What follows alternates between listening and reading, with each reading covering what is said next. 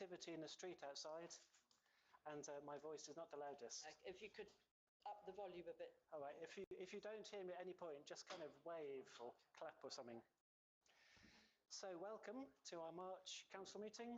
Welcome members of the public, and welcome especially if you're planning to speak tonight. That's great that you've come. Quick health and safety type announcement before we start. There is no fire alarm drill planned, so if it goes off, please take it seriously, and we'll leave the building in an orderly fashion. I think that's all I need to say there. So we've got a few speakers tonight to address us, although I'm not sure if Nicola Wadey is with us. Nicola Wadey? Okay. So move on, Simon Cox, on safer routes for pedestrians. Yes. Thanks very much for having me on. I live on Millstream Estate. Susanna. Could you use a microphone? Of course. Yeah, it should work. It should work. If it flashes green, it's working. Turn it off. There you go. There you go. Is it on now? Is that Yes. Yeah. You can pick it up. okay? Pick it up with its sound. Yeah, it'll work. Great.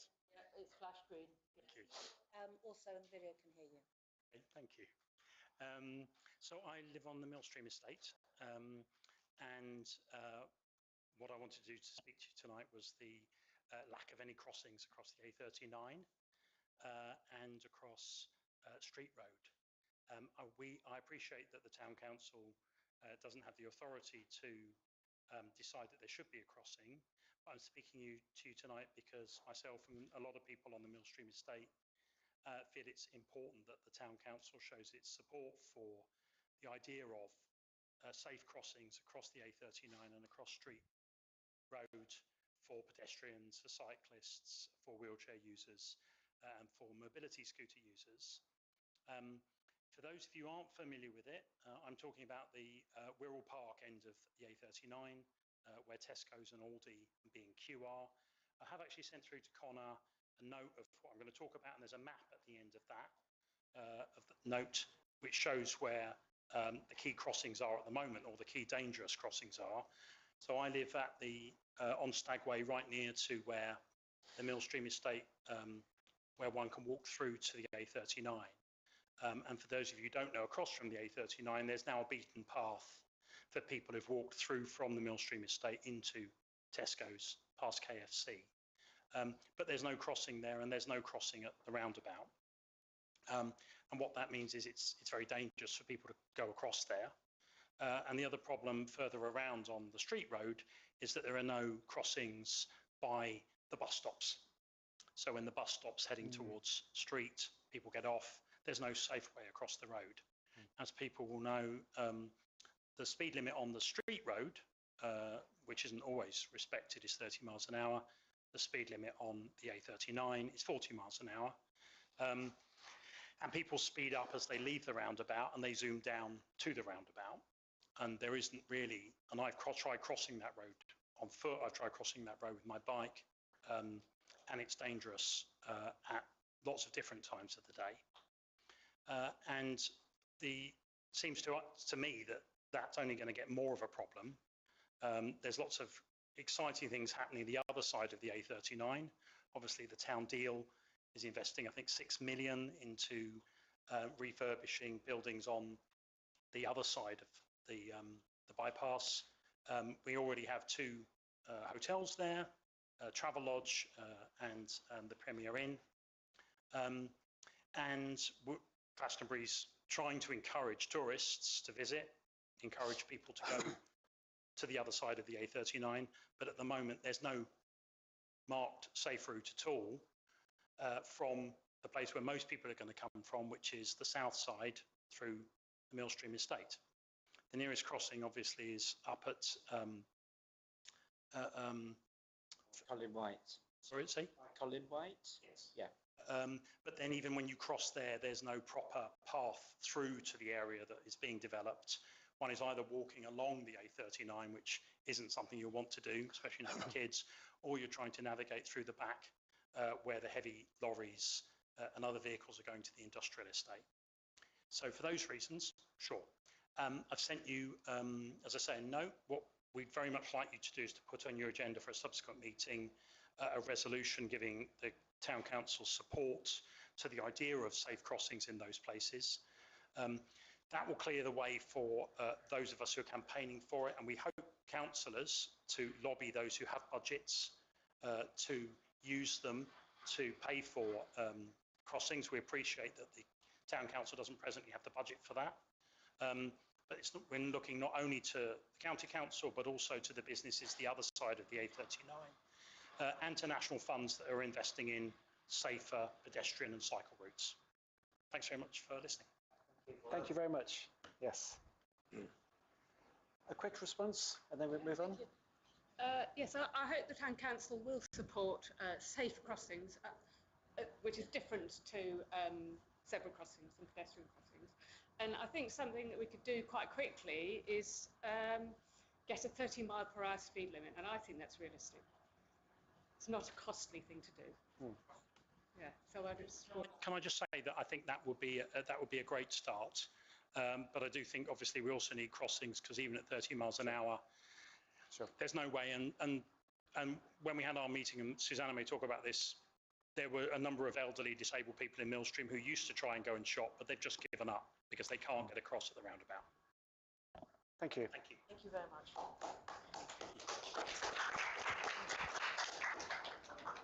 So our second speaker is Susanna Clements, who I believe is on much the same theme, but you'll tell us. Thank you. Press the button. Off.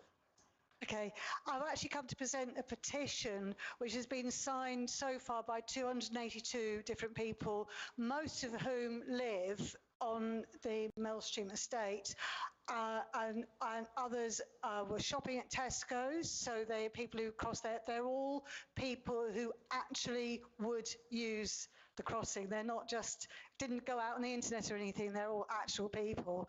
So I have a petition here.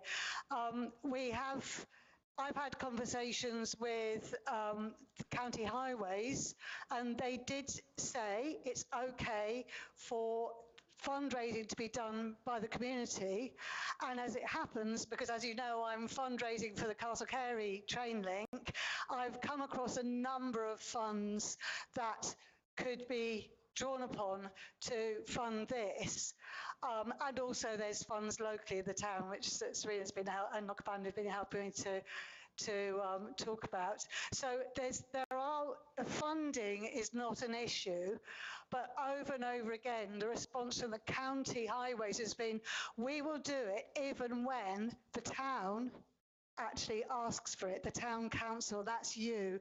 So at the moment, your approval and assent is the one thing that is needed so we can move forwards with it. So meanwhile, I'm going to present you with, I don't know who I should give this to, but here's they're photocopies of the petition so far.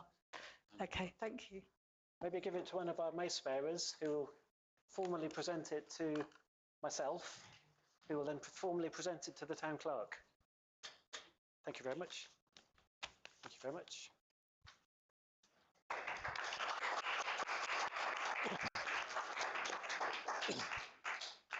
Thank you very much, Susanna. That's really clear request. So our next public participation person is Louise, who's going to talk to us on the first of two really interesting projects in town, the Sacred Birth Centre.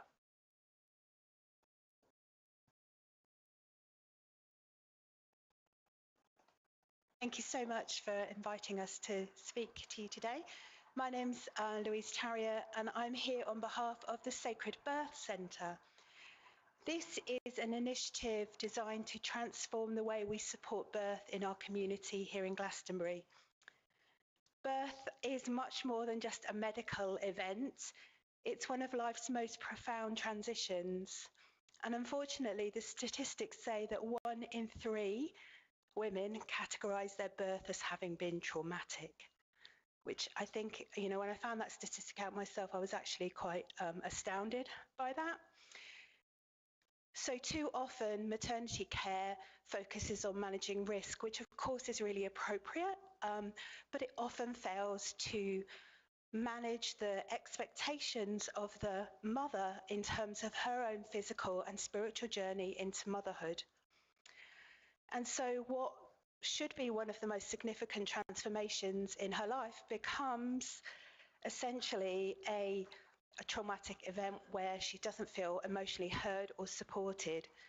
So we are at the Sacred Birth Centre looking to provide that support to mothers-to-be or to people who are giving birth, and to celebrate that more holistic element of birth.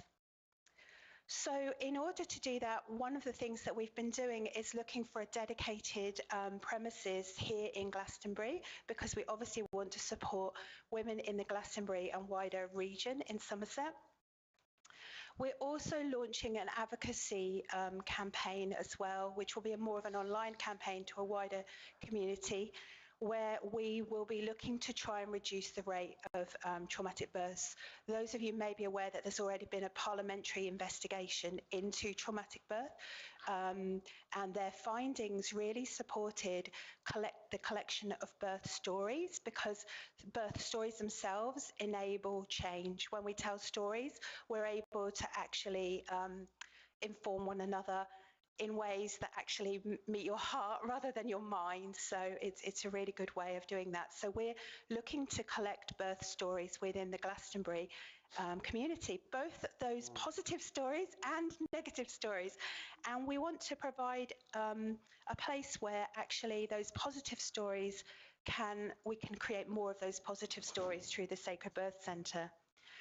It's a project that's going to benefit parents, obviously, and babies, but also our local healthcare system, midwives and doulas, because they can all become involved. So it's creating opportunities for them to work in the community.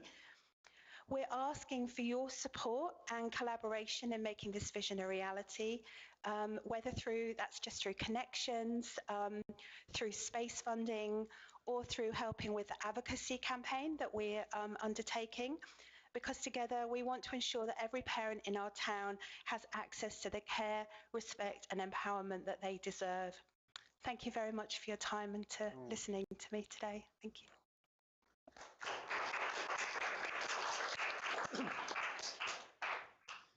Thank you very much, Louise. That's really interesting. I think you described birth as one of life's most profound events. Another of life's most profound events is death. So our next speaker is Lucy from another project, the Sacred Death Centre in Glastonbury. Good evening, everybody. My name is Lucy, and I'm the founder of the Sacred Death Centre here in Glastonbury. Firstly, I'd like to thank you all for the opportunity of speaking here tonight. The Sacred Death Centre was established in January 24, and we received our first grant funding from the National Lottery Community Fund last June.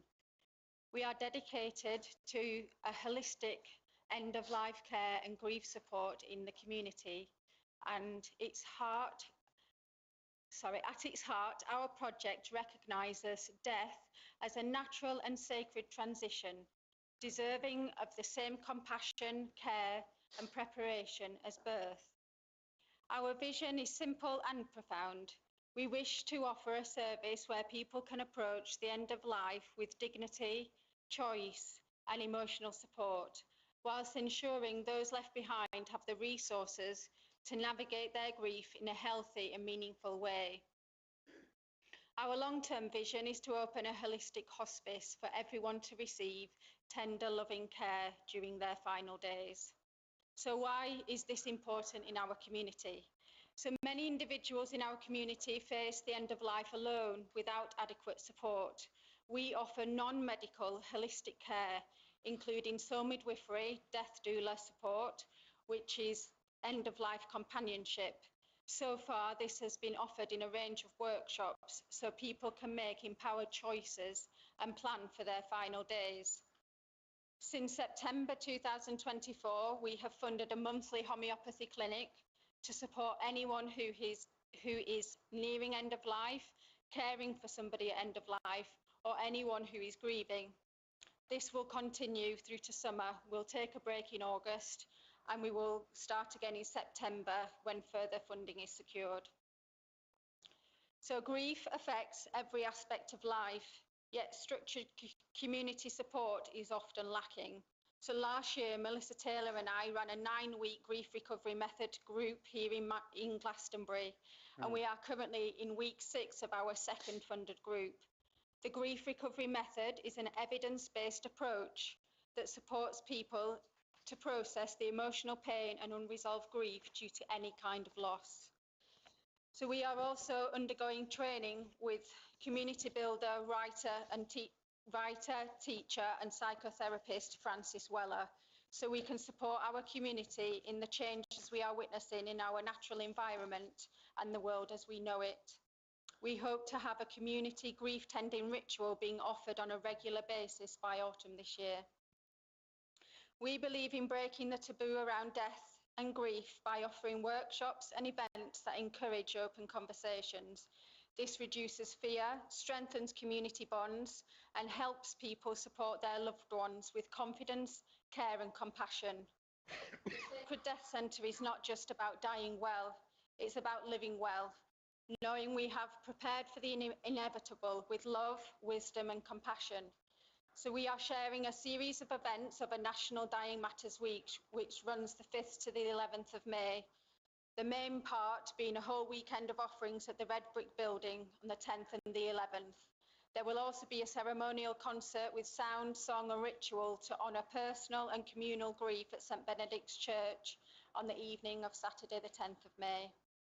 So we will welcome any financial support and collaboration with the Council to ensure that holistic end-of-life care and grief support remain accessible to all who need it. Thank you for listening.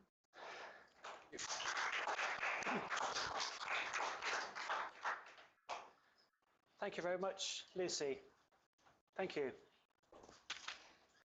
So I imagine most of us know that this week we lost an important member of our community, a former mayor, Bill Knight, who was mayor in 2011, I believe.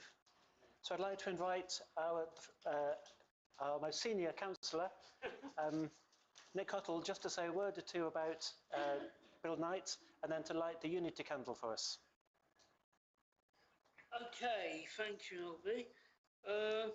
What do I know about Bill? I've known Bill for very, very many years. And I'm just trying to think. When I first met him, I think it was possibly on the Chamber of Commerce or before. Now, probably before when he was in the ship shop, which he isn't anymore. He passed on to his daughter and son-in-law. But yeah, Bill was always very pleasant, very nice, very personal person. But I think one of his big achievements was the lamb.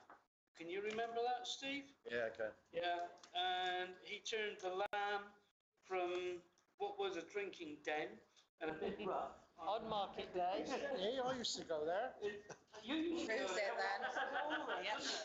And he turned it into a very, very nice pub that actually won awards for its toilets, I think, if I remember correctly. And, yeah, all sorts of things. And Bill took a big interest with Glastonbury in Bloom as well. He would be out there with Roy Coles and Alan Gloak and Guy Percy, doing all the work in the early days of Glastonbury in Bloom. And he was very, very helpful and very, very involved with that as we started off. And yeah, there's all sorts of things. I was put on the spot a bit this evening. I can't remember everything. I haven't written anything down. But no, Bill was a really nice bloke, regardless of politics. And I can remember when he first came onto the council as an independent. And he saw the light. Election Conservatives. But I think we all knew really that he was a secret Conservative. Maybe not so secret, but it was good. I don't know whether before anything else, I don't know if Steve or anybody has got anything else they'd like to add to what I've just said, because I was just doing it off the top of my head. And I thought he was responsible for initiating the Unity Candle and the Unity. I think he was.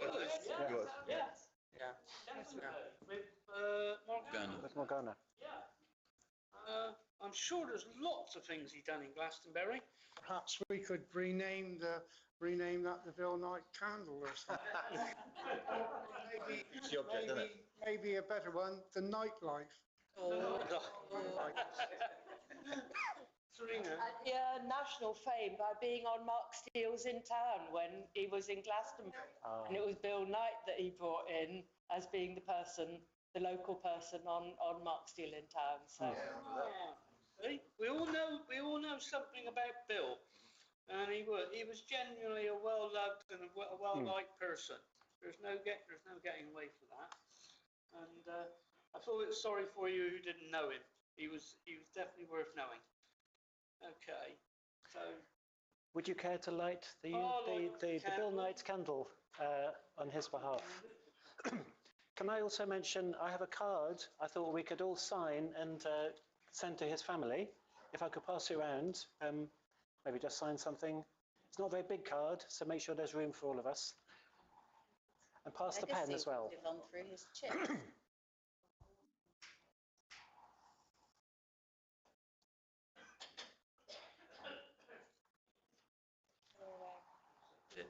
Oh, there you go. So let's stand for a minute's silence in memory of Bill Knight, Mayor of Glastonbury, 2011.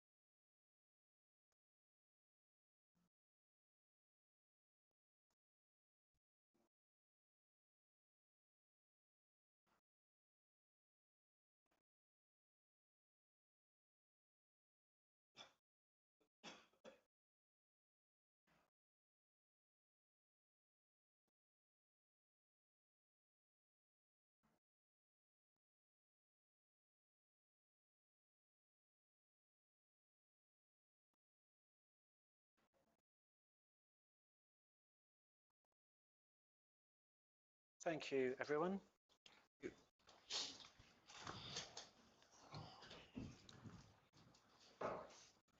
Yeah, so there's a card coming round and a pen, hopefully.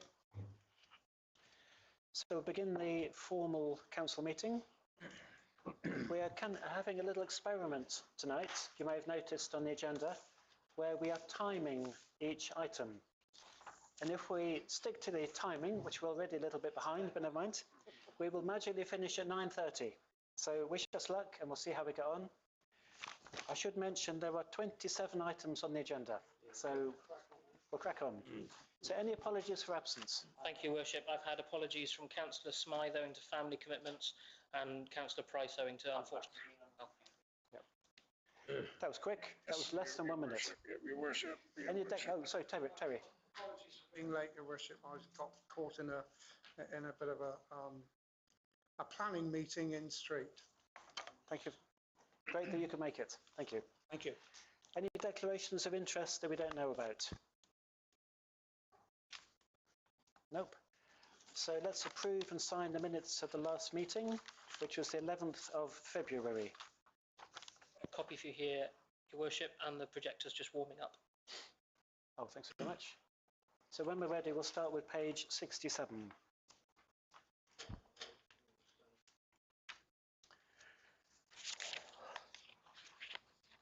Oh, Serena. So this isn't a correction to the minutes, but it's a request. 204 says to receive an update on actions from the last meeting. I would quite like it if they could be specified so that I can remember what it is we've agreed, what it is that's been done, in order to keep the rolling record of what we're actually doing. We do that, please. Just to say an update was given, could we please actually say what they were? That's fine. Yeah, absolutely. Thank you. So we're looking at page 67. Any other points on page 67? Page 68. Can I borrow your pen? Yeah. Page 68.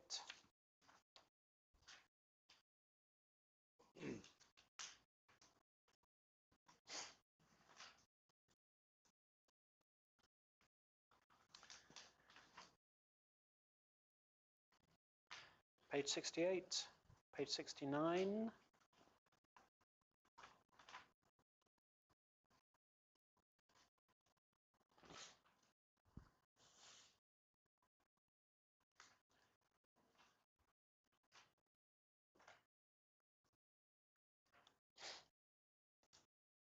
Page 70.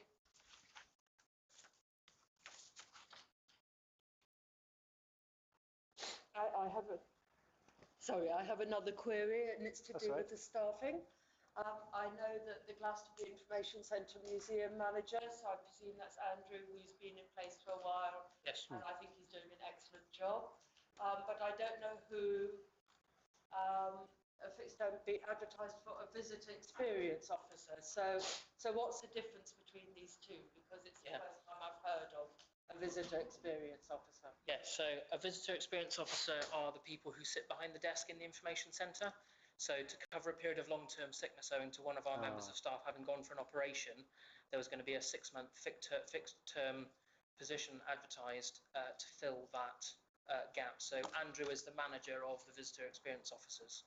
They sit behind the desk in the information centre and at the tribunal. Thank you for explaining. Anything else on page 70?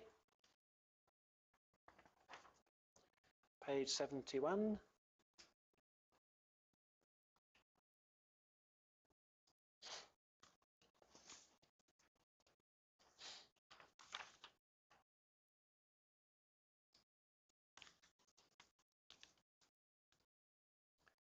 Page 72 is the last page.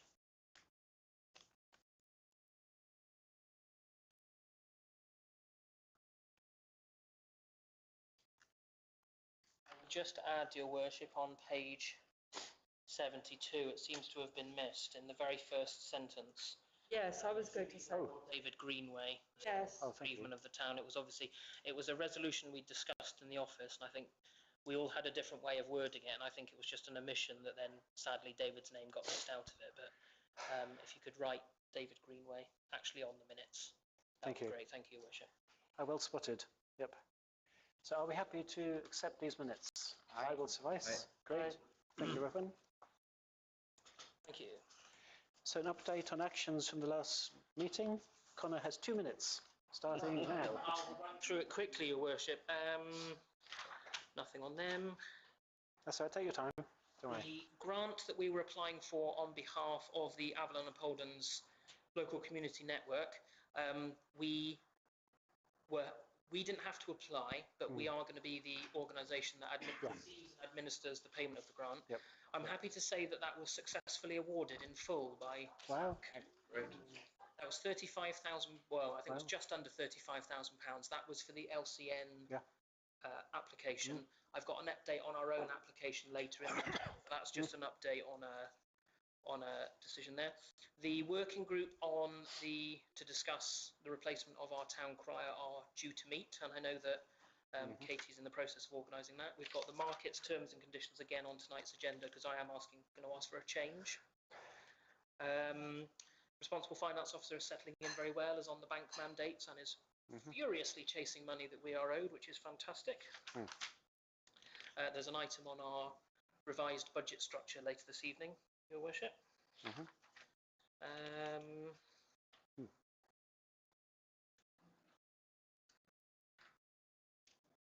And obviously, if members have any items that they would like for the forthcoming newsletter, the first one being on the 1st of May, please do let us know and get in touch with us. But that will be being produced to be released on or around the 1st of May. But that's an update on the actions arising directly from the last meeting, Your Worship. Thank you very much. Any questions on that? Councillor Rainey Dews. Yes, once again, I'm sorry about this. The grant for the Avalon and Poldens LCN, was that a community transport thing or what? It was, yes, sorry. That one was called Step, Ride and Thrive. It was a grant application for an alteration to one of the bus routes that runs near to the Avalon Marshes Centre to do 2 drops at the Avalon Marshes Centre. Good. And also for a bike charity based out of Taunton called Get On Your Bike to do some safe bike maintenance workshops with the various parishes in the LCN. But yes, it's a community transport scheme, but it's related specifically to the Avalon Marshes Centre. So again, they're both Avalon Marshes. Well, the safe bike and maintenance side of it is going to be delivered in each of the parishes in the local community network area. So each parish will get a workshop delivered by that charity, paid for by the grant. Okay. If you want more detail, ask Katie for the contact details for the manager at the Avalon Marshes Centre, Natalie Watson. You may already have them. She's been leading on the grant and submitting the application, so she knows it in much more detail than I do. But we as an organisation will receive the money and pay it when we're asked to. Lovely, thank you. Councillor Cuttle? Yeah, thank you, Your Worship. Yeah, I was going to suggest, Serena, that you come along to some of the meetings. I'm sorry, Nick, I'm doing too many meetings. I'm not going to add any more. My resolution this year was to say no for more. Okay. All right, it was just a thought. That was my New Year's resolution. I'm sticking Because to we it. want to try and It's just a thought. get more people I'm overloaded, Nick. Absolutely overloaded to the point I'm sinking through quicksand. Okay. Vince? Well, I can offer to come along when are they? Oh, she'd like to come. Okay. We'll make sure that you get involved. Yeah, definitely. Great. Let's move on to note the latest crime statistics report. So there was the link to the statistics in our agenda. It may magically flash up here. I did also, Your Worship, email members an update from PC James Higgins, who provided a supplementary update as well as this. So that was emailed to all councillors when he sent it to me. Must have been yesterday. Any points? Councillor Napper. I note that we've got to share Street and Glastonbury, Glastonbury and Street. We've got to share the Glastonbury. Now, I think that is not too clever, because we used to have a dedicated person in Glastonbury and dedicated group in Street, and I think that this is going back to not a wonderful way of policing, to be perfectly honest. Yes, I know they're on their bicycles, or so they say, and on foot. And I was in a licensed premises the other day, about a week ago, fortnight ago, and the policeman and 2 police officers came through. Great, it's wonderful to see them, because that's what used to happen, especially in the Lamb. That's what used to happen in days gone by, and they were respected. But you know, I think a little bit of respect is gone from that a little bit. But I'm sorry to see that we've got to share. I think that's a backward step. Thank you. Councillor Henderson. Thank you, Chair. Is that a response? Well, yeah, I would agree with Terry, but I think, you know, times have changed. You know, we'd all love to have dedicated policemen in all our towns. We'd love to have the Bobby on the beat that we know, but, you know, we know that everything is strapped for cash, and they are doing the best they can with a very tight budget. And I think we should keep pushing for more people looking around the town, and you know, PCSOs, etc., etc. I see we've now got a town warden or something as well. But you know, I think in reality we've got to be, you know, accept that the funds aren't there to have as many police as we'd like. But I agree with you, Chair. Thank you. Any other points? So let's move on to the schedule of payments. Ideally, we've passed any questions to Connor or I've forgotten her name. Michelle in advance. And I know Councillor Ronnie Dougal did, got some very good replies. Anything to raise? Not already raised? Okay. So I think I need to initial this, don't I? Thank you, Your Worship. I've got a copy for you to sign here, if you may. It needs to be signed by yourself and Councillor White. So kind of linked to it is the budget monitoring report. It's 11 months out of 12. Next year it'll be the full year. And there's some notes from Michelle to go with it.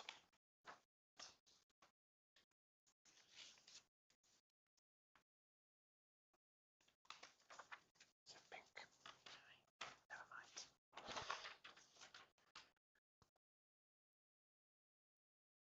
Green is good, red is bad.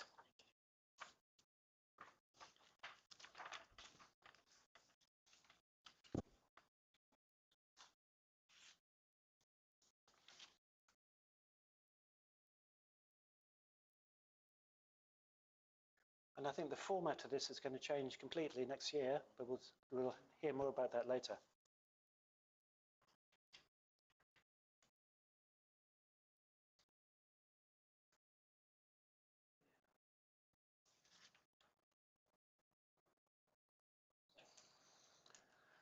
Councillor Cottle.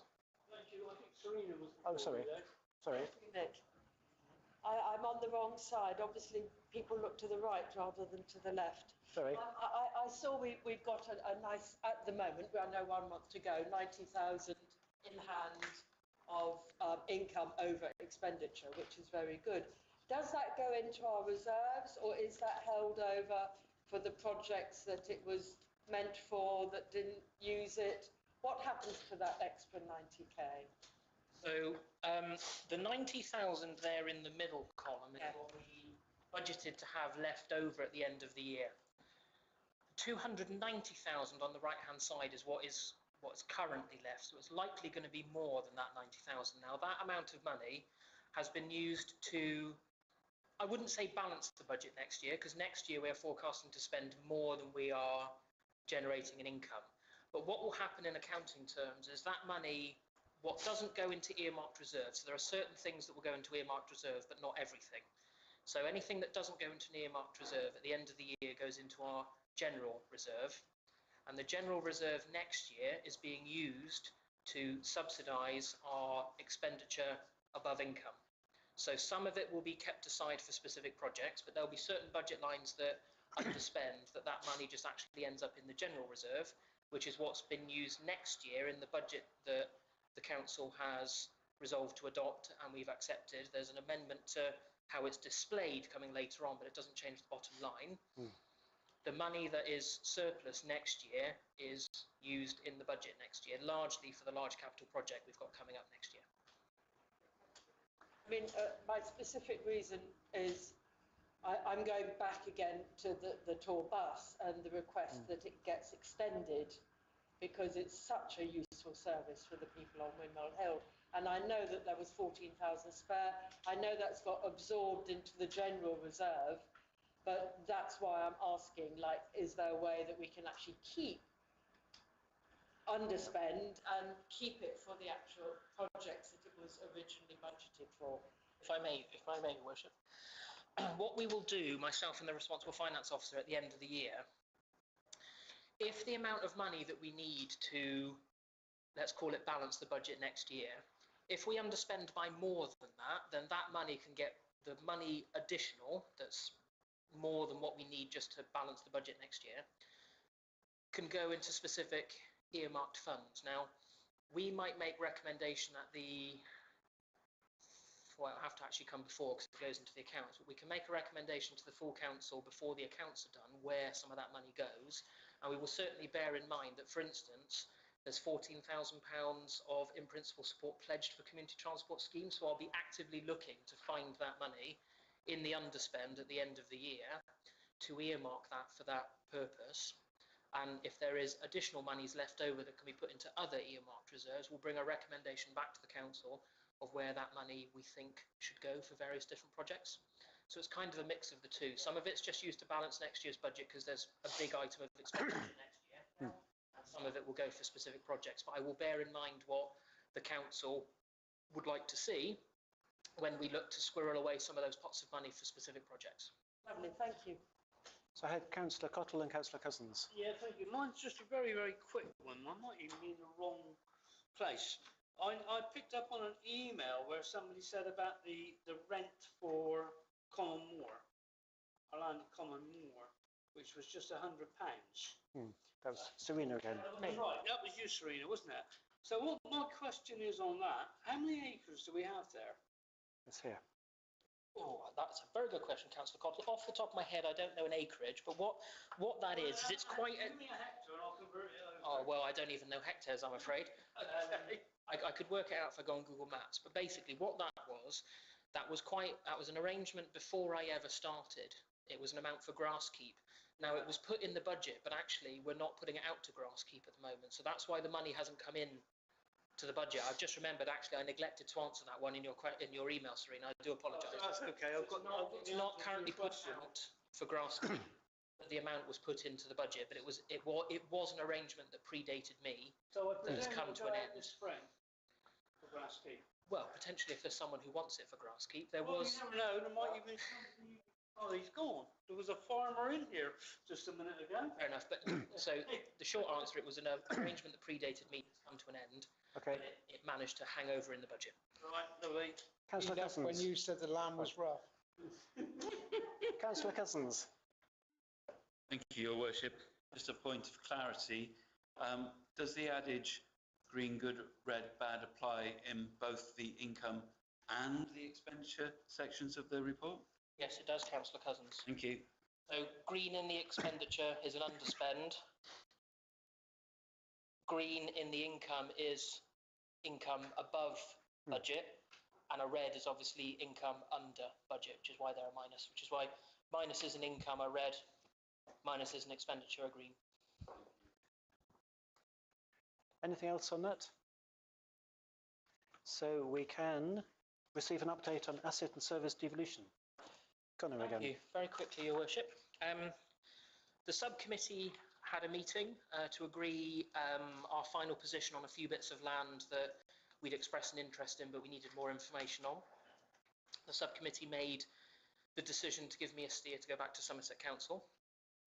I'm very pleased to say that the key decision, which is Somerset Council's terminology for their decision-making process, pardon me, for decisions like this, our key decision, I hope it's not an indication of anything, but it's due on the 1st of April.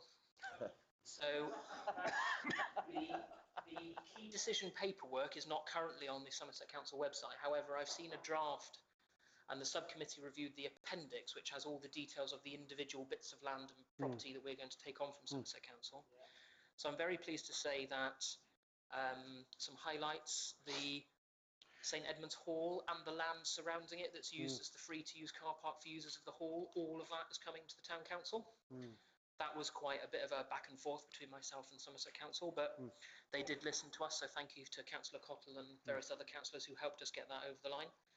The freehold of St Dunstan's car park is coming to us, and the freehold, where applicable, of various bits of open space and play park will be coming to us theoretically as of the 1st of April, but I've been sent a maintenance agreement, which is basically a license to occupy if the freehold doesn't transfer before the 1st of April, that gives us the right to use and maintain the land from the 1st of April.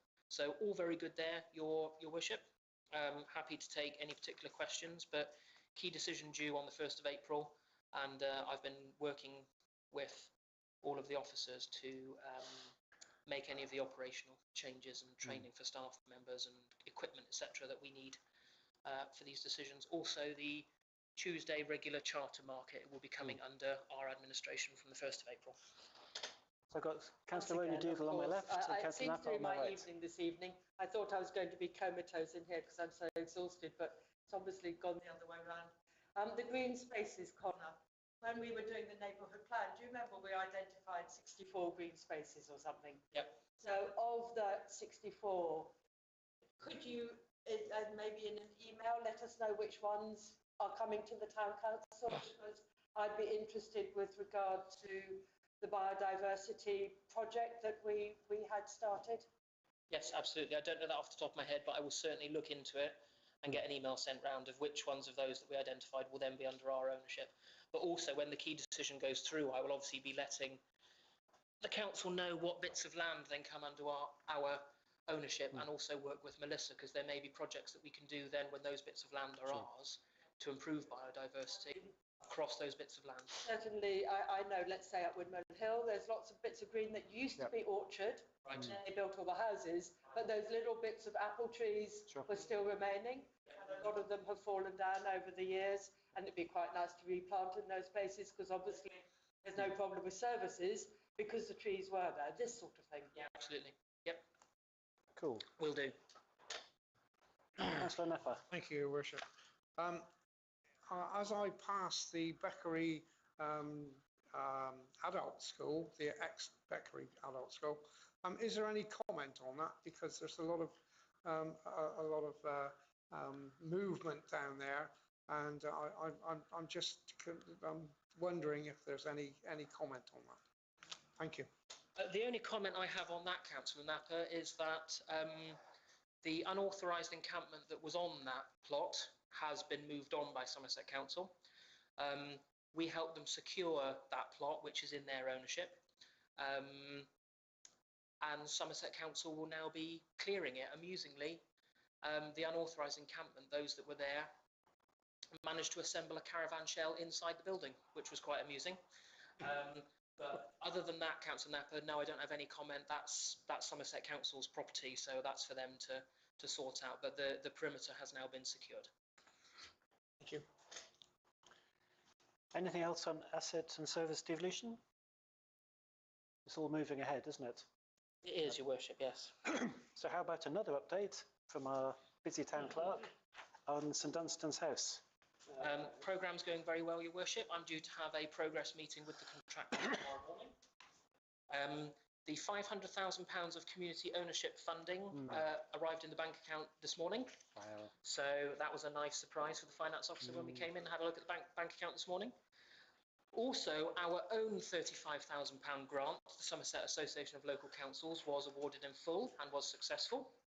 So that is about £25,000 roughly, just over £24,000 for the facility lead position for the first year, which will subsidise the forecast deficit for the first year, and it's only forecasting a deficit in the first year. But between a grant and the fact that the facility will only actually be open from September to April probably means that it won't be a deficit. And £10,000 is going toward a service level agreement that I have signed with the Glastonbury Mental Health Network for 37 weekly sessions of the snug. So I've signed that service level agreement with the charity, and they've raised an invoice for us, and I advise them that when we receive the money from SALC, which I believe will be later this week or very early next, then we can pay that invoice. But that has paid for 37 weekly sessions of the snug from, I think this Thursday is the first that we're paying for, or this service level agreement we're paying for. So that's very good news in terms of the revenue funding. And also capital funding, the £500,000 received from the Community Ownership Fund. So very good. Happy to take any specific questions, but overall the programme is going well, Your Worship. Due to be finished the beginning of August. Well done, Connor. Quick question from me. Is there any plans to have another walk around by any of us? Yes, well, it's a silly question because you're all interested. I would encourage councillors to contact me if you would like to have a look around, and I will seek to organise it with the contractors. We might have to do something like a Friday afternoon when it's a bit quieter on site. Yeah. So we can have a bit of a wander around, but I'm happy to organise to show people around. We do need PPE. I've only got so many pairs of steel toe cap boots, and I need to buy some smaller sizes because I've only got 7, 8, 9, 10, 11. So anyone under a 7's a bit out of luck at the moment. But that just means I can't show everyone round at the same time. So it might be that there's a few different slots, but certainly please get in touch and keep nagging me if you'd like to have a look round. Happy to show people round, but I do also take pictures and post updates when I have a look round. I haven't been round, not to take pictures anyway, for a couple of weeks. But yes, get in touch if you want to have a look, and I will do my best to organise it. Councillor Cousins? Your Worship, just a point of order, as it's been mentioned, I am a trustee of the Glastonbury Mental Health Network. Cool. Anything else on St Dunstan's? It's going to be a great project when it's finally open. So 3 in a row, an update on the Town Hall heat reduction measures. Thank you, Worship. What I shall do, this was a report prepared by Melissa. Sadly, Melissa can't be with us this evening because she's unwell. She was planning to come here and give you a bit of presentation. Each member has a copy of this printed out on the table in front of you, and it is in the folder for those of you who have a laptop. I would encourage you to take a read of it. The highlight really is the impact of Ecotricity's gas being carbon neutral to town council's overall, therefore, carbon emissions. And as it's a topic that needs some consideration and investigation and research, what my suggestion would be, Your Worship, is that this matter is referred to the 2030 committee to then bring a recommendation back to the full council if the full council should consider, as Ecotricity claims and evidences, that their gas is carbon neutral. So I can't claim to answer very many questions on this, Your Worship. I'm happy to try where possible, but please do get in touch with Melissa if there are any questions in the meantime, but I would encourage a discussion to be had at the 2030 committee. So I've got Councillor Osborne and then Don Francesco and then Manning. Can I just clarify, will this need another new boiler to replace the one we got last year? Nope. No. Yep. Councillor Don Francesco. Thank you. I was just going to take the clerk's advice and suggest we discuss this at the 2030. Okay. Just hear Councillor Manning. Yes, just an observation that in the report there's no mention of costs. I'd be very interested in the various differences in costs between the various types of gas and other alternatives. Councillor Much. Thank you, Worship. I note in the first point here it says that switching to an electric van is expected to cut a tonne of CO2 from the fuel emissions. The fuel emissions have increased. What does that mean? I believe, Councillor Much, that's because as a council we're now doing more than when we only had the smaller diesel van. So, for instance, all of the plants for Glastonbury and Bloom get watered via the diesel pickup truck because the pickup truck needs to run in order to power the pump to pump the water up into the hanging basket. So as a council we are doing more. So although yes, switching to an electric van has reduced carbon emissions by one vehicle, as a council we're doing more. We have a fleet. Fleet of two. And a tractor. You're quite right, Your Worship, and a tractor. Councillor Onyedu. Oh yes, thank you. I'm very happy for the 2030 committee to discuss which sort of carbon neutral gas to have, whether it's Ecotricity type green gas or the anaerobic gas. I actually would like our sewage works to start producing anaerobic gas. Yeah. And that was one of the town deal projects that we put forward but weren't accepted. And I still would like that huge sewage works to produce anaerobic gas. However, I've got another agenda thing on this, which is that, as was pointed out, fuel increases actually. I would like us to decrease our energy use. Whatever sort of gas we're getting, whatever sort of electricity we're getting, I would like us to really focus on reducing how much energy we actually use. So I know a bit of that's been done by zoning. I know that we're starting with draft proofing doors and starting with double glazing windows and so on and so forth, and we need more insulation on the roofs. There's a lot of work that needs to be done that we said would be done by 2025 and it hasn't been. So I'm just putting out a plea here that we really do focus on energy reduction, because that's what the planet's actually needing. It's not needing that we just convert, a very good idea, don't diss it, but that we reduce our energy use and really have a focus on doing that in every which way we possibly can do. Can I just give a brief update on that topic, Your Worship, just very briefly?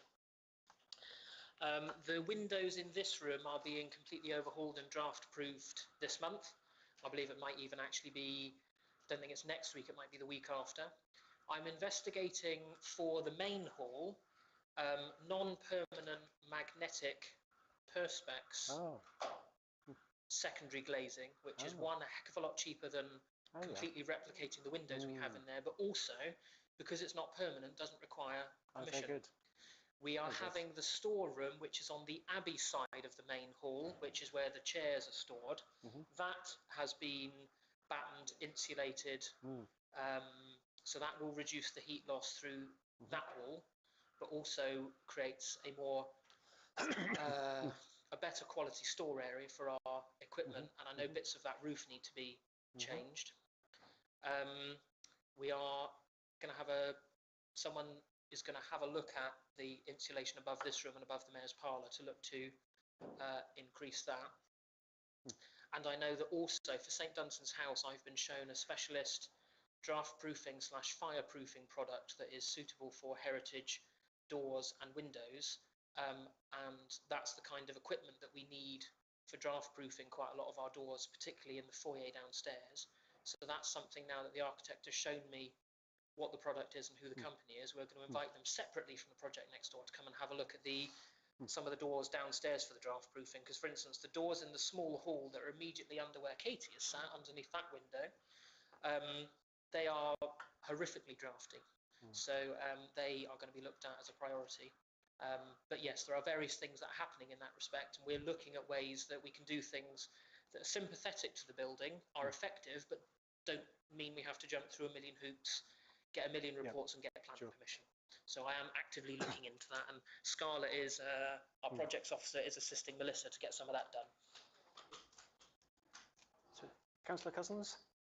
Or just in partial reply to Councillor Manning's question, if we stick with the ecotricity gas supply that we have now, is already carbon neutral gas. Although that is almost an oxymoron, there's no really such thing as carbon neutral gas. So 1% of their gas is made from green gas members. They produce it through a process that creates carbon neutral gas, not fossil fuel, as it were. The other is offset, but the point is not the cost won't go up or down if we stay with them, it will stay the same. The choice of the now 2030 committee is whether or not offsetting is greenwashing. Thank you. So we have a proposal to delegate this, I guess, to the 2030 committee. Is that right? Do we have a seconder for that proposal? I'll second. Happy to move to vote on that? Makes sense. All those in favour? All those against? All those abstaining? That's 3 abstentions. Thank you. Thank you very much, everyone. So I suspect this might be Connor again, to consider and adopt the new budget structure for 25-26. So we've got quite a lengthy printout of a proposed new budget structure for the finances. What I'm going to do, Your Worship, it was in the papers in advance. I'm going to give a whistle-stop tour and take any questions. Yep. So this restructuring of the budget doesn't change the bottom line. No. So ultimately, the precept obviously remains the same. We've already made our precept demand.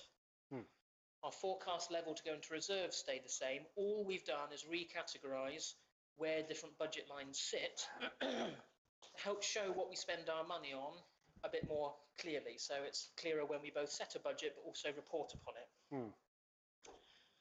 So we've got now a budget area for operating costs. So these cover employees and running expenses that no matter how much we did, these are our running expenses. We have a civic budget area which relates to the costs, as I call it, the costs of democracy. So it's the costs of councillors and elections. So these are all the budget lines that relate to our civic functions. We then have a community services section, which is actually the individual longest section because we do a lot for the community. So this is where we have budgeted for income and expenditure on the information centre, the tribunal, public toilets, the health and wellbeing centre next door, road closures for various events, council event income where there is some, income and expenditure for running the market, income and expenditure for Glastonbury and Bloom, Frost Fair, the shop Christmas trees, Christmas lights, other Christmas expenses, grants, the market cross, and those kind of areas. So things that we do for the community. This is the income and expenditure for things that we do for the community. We have a venue budget line. This really relates to the town hall specifically, because next door, the Health and Wellbeing Centre has its own budget line in a community service. So does the Information Centre, so does the Tribunal. But in terms of us running a venue, this is where we split out the income and expenditure specifically, largely for running the town hall. So we've removed staff costs from this, which always skewed how much it appeared the town hall cost the public. And I'm pleased to say that over the years we're drastically reducing the loss the town hall is making. Now that is owing to the decisions that the Property and Assets Committee have made in terms of setting fair higher rates and also ending remissions for selected groups. Now I know it's caused a bit of upset for some of you, but it's a decision that Property and Assets made in order so that the taxpayer doesn't have to subsidise this building. We have a town improvements and projects budget area. So this is specifically for things that the council does. Now they might be for a community benefit, but ultimately they are things that will come to an end. They are a project that has a start and it has an end. So theoretically nothing should really stay in this budget area for very long. They tend to be capital projects, but they don't have to be. We then have open spaces and footpaths. So this budget area, self-explanatory, is income and expenditure against open spaces, play parks, footpaths. And there is something that I need to raise, which we'll need to make a decision on at the end of this item, if we may, Your Worship. The line that is highlighted in red, on the budget that we actually set, the spreadsheet didn't actually include that £5,775. So although it was a number on a spreadsheet, it didn't get factored into any of the sums. So we've not quite done a Bridgewater and missed out £400,000, but we have unfortunately missed that off of our budget. But on recollection, myself nor Jane, That's everybody. Thank you. responsible finance officer, could actually recall exactly what we'd put that amount of money in the budget for. So we're going to recommend that that line in red, or certainly the 5775, is removed from the budget and you make it a zero. And what we will do is through the year monitor whether that was required, what it was for, but neither of us could actually recollect what that individual number was for, but it wasn't factored into the sums, so it needs to be removed. And then there's the car park budget area, which is income and expenditure relating specifically to St Dunstan's car park and presently the cottage in the corner. So what we've sought to do, Your Worship, is we've taken feedback from councillors. We've looked at other councils' budgets. We've tried to future-proof it as a council that we are growing, because what my personal reflection on our existing budget is that it was suitable probably about 10 years ago, but hasn't really grown with the council. And some years budget line got added there, some years similar expenditure, but it got added over there, and then it never really made sense. So we've sought to consolidate it, but also it makes it much clearer for the public what areas we actually spend their money on. So when you look at the budget summary, operating costs, civic, community services, venue, town improvements and projects, open spaces and footpaths, St Dunstan's car park. So for instance, our previous financial assistance, I knew what it meant because I knew what the individual budget lines were. But if you just looked at an amount of money on a budget summary like this, I don't think to the public it would make much sense. So, Your Worship, what I'm asking the council to do is to adopt this budget structure, for us to remove that £5,775 from the budget, which wasn't included in the calculations. And the reporting will be based on this budget structure going forward. So happy to try and take any questions, Your Worship. That's really helpful, thank you. Obviously a lot of work has gone into preparing this. Councillor Cousins? Thank you very much, Your Worship.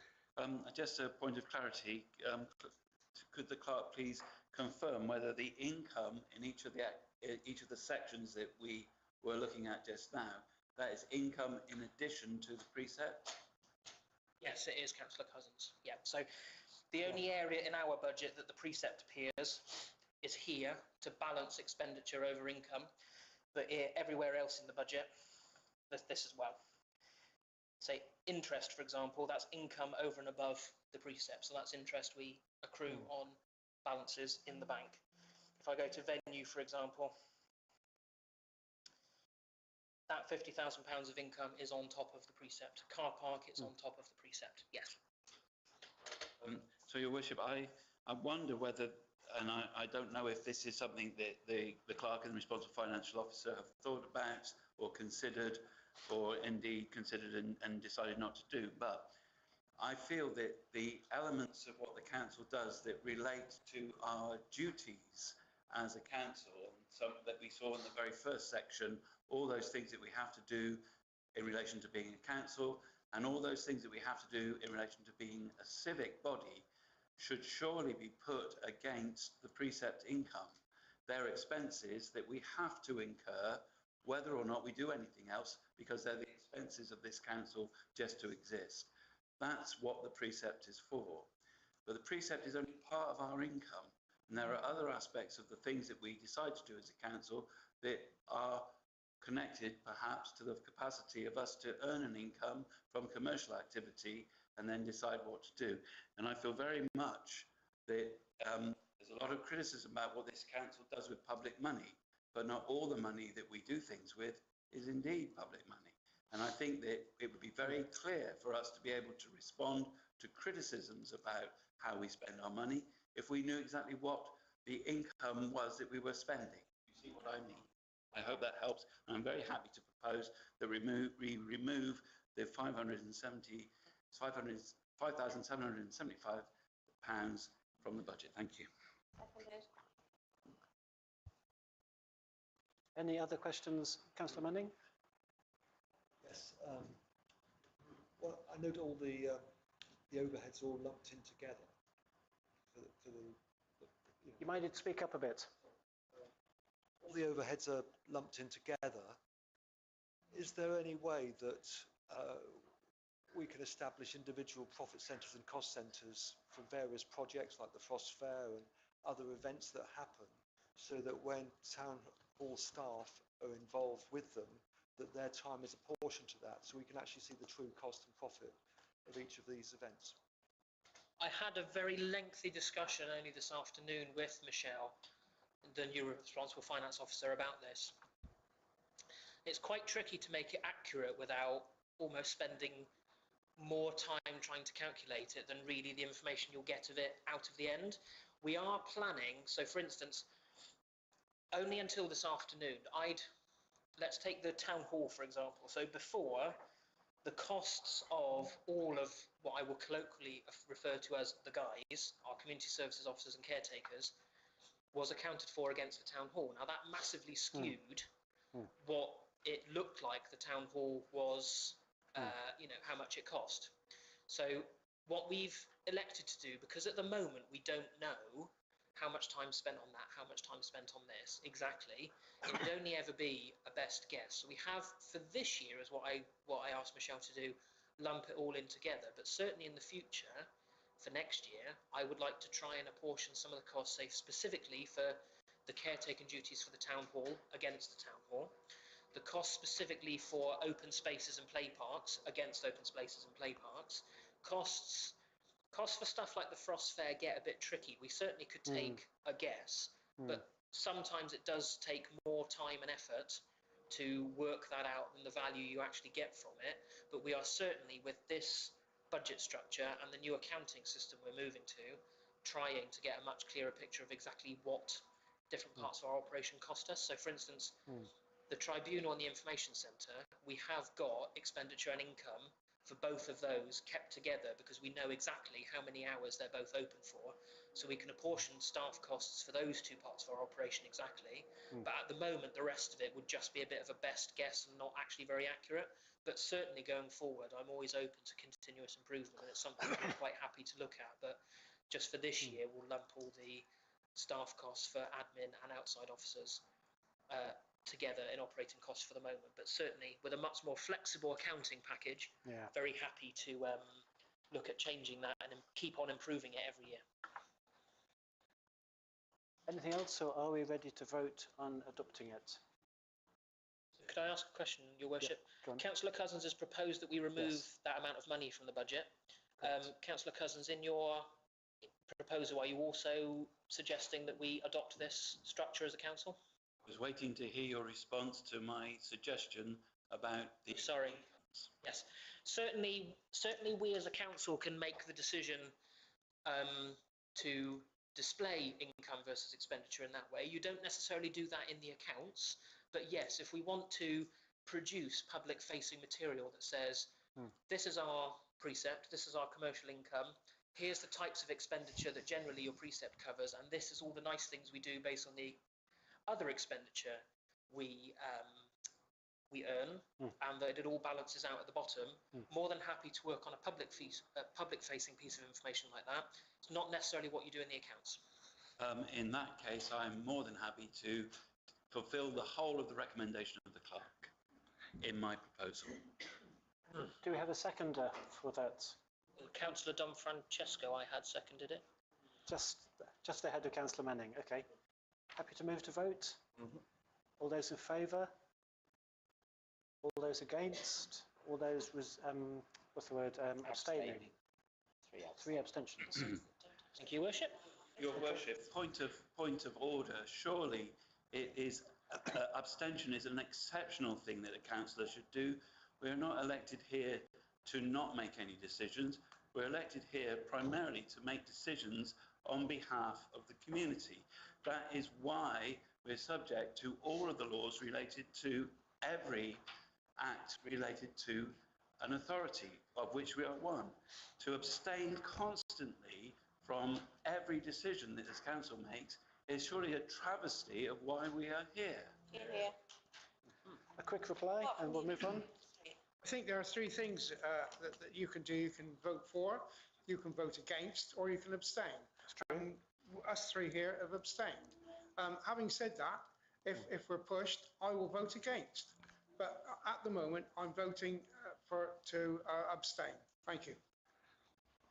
I would like to thank a member of the Abstinence Society for their explanation. Well, let's move on to the next item and see how that goes. So the next item is to consider and agree the neighbourhood plan screening document to submit it to the Planning Authority for screening. Are you happy to speak to this again? I'm hoping, Your Worship, perhaps a member of the advisory committee for the neighbourhood plan will speak to it. I haven't been very close to it. I do understand part of the process we're at is that we have to agree a screening draft for it to go to Somerset Council as the planning authority for them to screen, Your Worship. John, do you want to do this? Are you happy to speak to it, Councillor As chair of the steering group, I'm very happy to speak to this. May I just ask, has this document been circulated to all the members? It's in our folder for tonight, yes. So they've had an opportunity to read it? Yes. It's 74 pages, I think. It's quite long. Not really. Yeah. 74 pages, it only came through a few days ago. Yes, so the point of the council has to give its blessing to this document. This is going, there are various stages, as you may recall, to a neighbourhood plan, and we're getting very close now to the end of the neighbourhood plan process, and this is called the screening document. So this is basically all of the information that we would like to present to the community when it comes to having the resolution of whether or not we should adopt the neighbourhood plan. But first of all, this has to be scrutinised by various great and good folk, and partly Somerset Council are included in that, I'm assured. So this is the information that we will send to them to be screened, where Somerset Council and its officers will say, wow, this is just the most brilliant neighbourhood plan we've ever seen in our lives, or you must be joking, or somewhere in between those two phrases. But the council must approve it. So hopefully you've read it. Hopefully you think it's the most amazing one you've ever seen. It's completely based on the responses that we've collected over the many years we've been doing this around the various aspects of policy. And I should remind you that if this goes through the screening and goes through various other sections of scrutiny, it will be presented to the community in a referendum. And if it is voted through, the policies that we have placed within the document will become planning law. Thank you very much. Thank you, Councillor Cousins. Councillor Napa? Thank you, Your Worship. I think that fundamentally there is one thing which, for me, is missing, and that is a greater or smaller northern route. We're told that the 361 will keep working, and there is no way that will be declassified.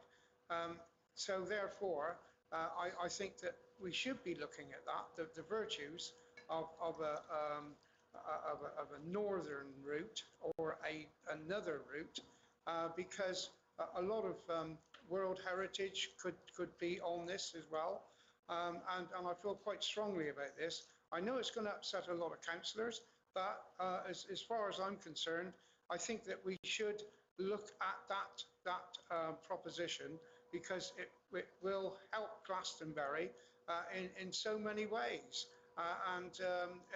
I hate to see the transport, the heavy transport coming through the Fisher's Hill and Beer Lane and through that route, and I would like to see that stopped. But we are being told now by county that will not happen. So I think that we should, for the good of Glastonbury, be looking at the virtues of a different route. Thank you. May I respond? So we can only, in our neighbourhood plan, deal with items that are within the parish boundary. The route proposed by James Heafy and the government of a northern bypass, paid for by thousands of houses being built along the side of it, is outside of our remit. It would mostly been St Cuthbert out, I imagine. But I still think that for the good of Glastonbury, that we should consider that. That there are other routes, and there are smaller ones and bigger ones, but for the good of Glastonbury, I just think that we should consider that. And like I say, fellow councillor is saying that it's not in the remit, but Beer Lane and Fisher's Hill, it's all in the confines of Glastonbury, which I don't like to see the heavy transport going through. Thank you. Just to respond to that, the neighbourhood plan does take into consideration the amount of traffic moving through the town, but it can only deal with planning issues that are related to issues within the parish boundary. And I'm afraid, whether you're for this massive highway with all the houses to the north of us or not, it's not part of the remit. It makes it a nonsense. If you don't take on board the idea of a bypass, the whole thing becomes nonsensical. Then when we abstain... To the agenda, please. This is the agenda. This is, I'm sorry, this is the agenda. No, this is I knew it would upset a few, but tough. This is our chance to just comment briefly on the neighbourhood plan. I think at this point it'll be difficult to amend it. We'll have to vote on taking it as it is or not. It's been in development with the relevant committee for a very long time now. But Councillor... 9 years. 9 years, yeah, quite. So yes. I'm just looking for the good of Glastonbury. No, sure. Thank you. Yeah, just a couple of things on the neighbourhood plan. And I did get it, and I did read all of it, from page to page. I see there's a few spelling mistakes, but obviously there's a lot of work still on it, isn't there, I believe. So, which is good. I mean, it's thorough. Yeah, it's very thorough. And I'm impressed with comments like on page 55, where it says it brings significant traffic to the town and surrounding. God, my eyesight is appalling. But anyway, but you do recognise that there is, you know, significant traffic problems in the town and congestion, etc. So it's already here, and that's over 9 years. So it's not as though it's just a bit of time; it's a long time. It's not getting any better. The people in town enjoy their surroundings, and they love it here, and they feel it is a very distinctive and a part of their identity. So I'm glad you've concentrated on also the existing populations, etc. What I've noticed is that there's no mention whatsoever, although it was in the recent discussions, etc., and consultants coming along, there's no mention of the World Heritage Site. No mention whatsoever. But it was in your mandate. So, is that more to come? Do you want to comment on that, Councillor Cousins? So the ambition to have World Heritage status was considered by the Neighbourhood Plan Steering Group to not be a planning matter per se, and therefore not relevant. It was included in early drafts as part of a vision of Glastonbury in the future, but was felt by the steering group to be an unnecessary contentious issue to include in the document. So are we... Councillor Cook? Yep. Just, so you've checked on the, for instance, around the tour, etc., any planning applications that might have to go in, rerouting or whatever, or improvements, etc., to the traffic, which is already excessive at the moment? So the tour and other aspects of the town are known as special landscape features, and the views from the tour are protected views in law already. Not so, I'm afraid, the moors to the north of us, where you could put in a massive 4-lane highway with thousands of houses built either side. That sort of thing, unfortunately, wouldn't be protected, but within the neighbourhood plan, we should have a deal of protection against unsightly and unwelcome developments around the Tor and indeed other protected areas such as Wiriel Hill. Policies within this document would hopefully make that even harder for people to do, and as it would become law when it's come to resolution, that would be more in favour of Glastonbury and its people. Are we ready to move towards a vote on this? Have we got a proposer for the motion, for accepting the document? Councillor Ronnie-Dougal? I'm happy to propose that we accept the neighbourhood plan after 9 years of work, and that we consider that it's good enough to go for screening at Somerset Council. Second that. As seconded by Councillor Henderson. Happy to move to vote? All those in favour of submitting it to screening? Yeah, I'll go for it. All those against? And all those abstaining? There's 2 against and 1 abstention. Majority, Your Worship, thank you. Thank you, everybody. And we'll see what comes back from the great and the good, I think it's called. Great. So let's move on. Item 13. This is to resolve to operate the weekly Glastonbury Charter Market. Yes. Thank you, Your Worship. We've been advised by the National Association of British Markets and Somerset Council that we ought to, as a council, pass a formal resolution under Part 3, Markets of the Food Act 1984, that we will run the weekly Glastonbury Charter Market that has run since 1189, which was a fascinating history I took myself on. So that's one resolution I am asking the council for this evening. Also, I'm asking that the council accept an amendment to our market policy, specifically in relation to the cost for a pitch. Now, the information that we set our pitch prices on only at the last meeting was based on this table, which is from the Somerset Council fees and charges document, which is 100 and something odd pages of the different fees and charges they have. So Somerset Council at a democratic level had set a fee of £28.20 per week for market stall charges. However, that wasn't implemented by the teams running the market. So actually, stall holders were not being charged that amount. We're actually being charged the amount from the previous financial year. And there is sort of an unwritten rule convention that in the months of January and February, there is a percentage reduction on pitch fees as well. I believe, looking over to Katie, it's 20% reduction for January and February.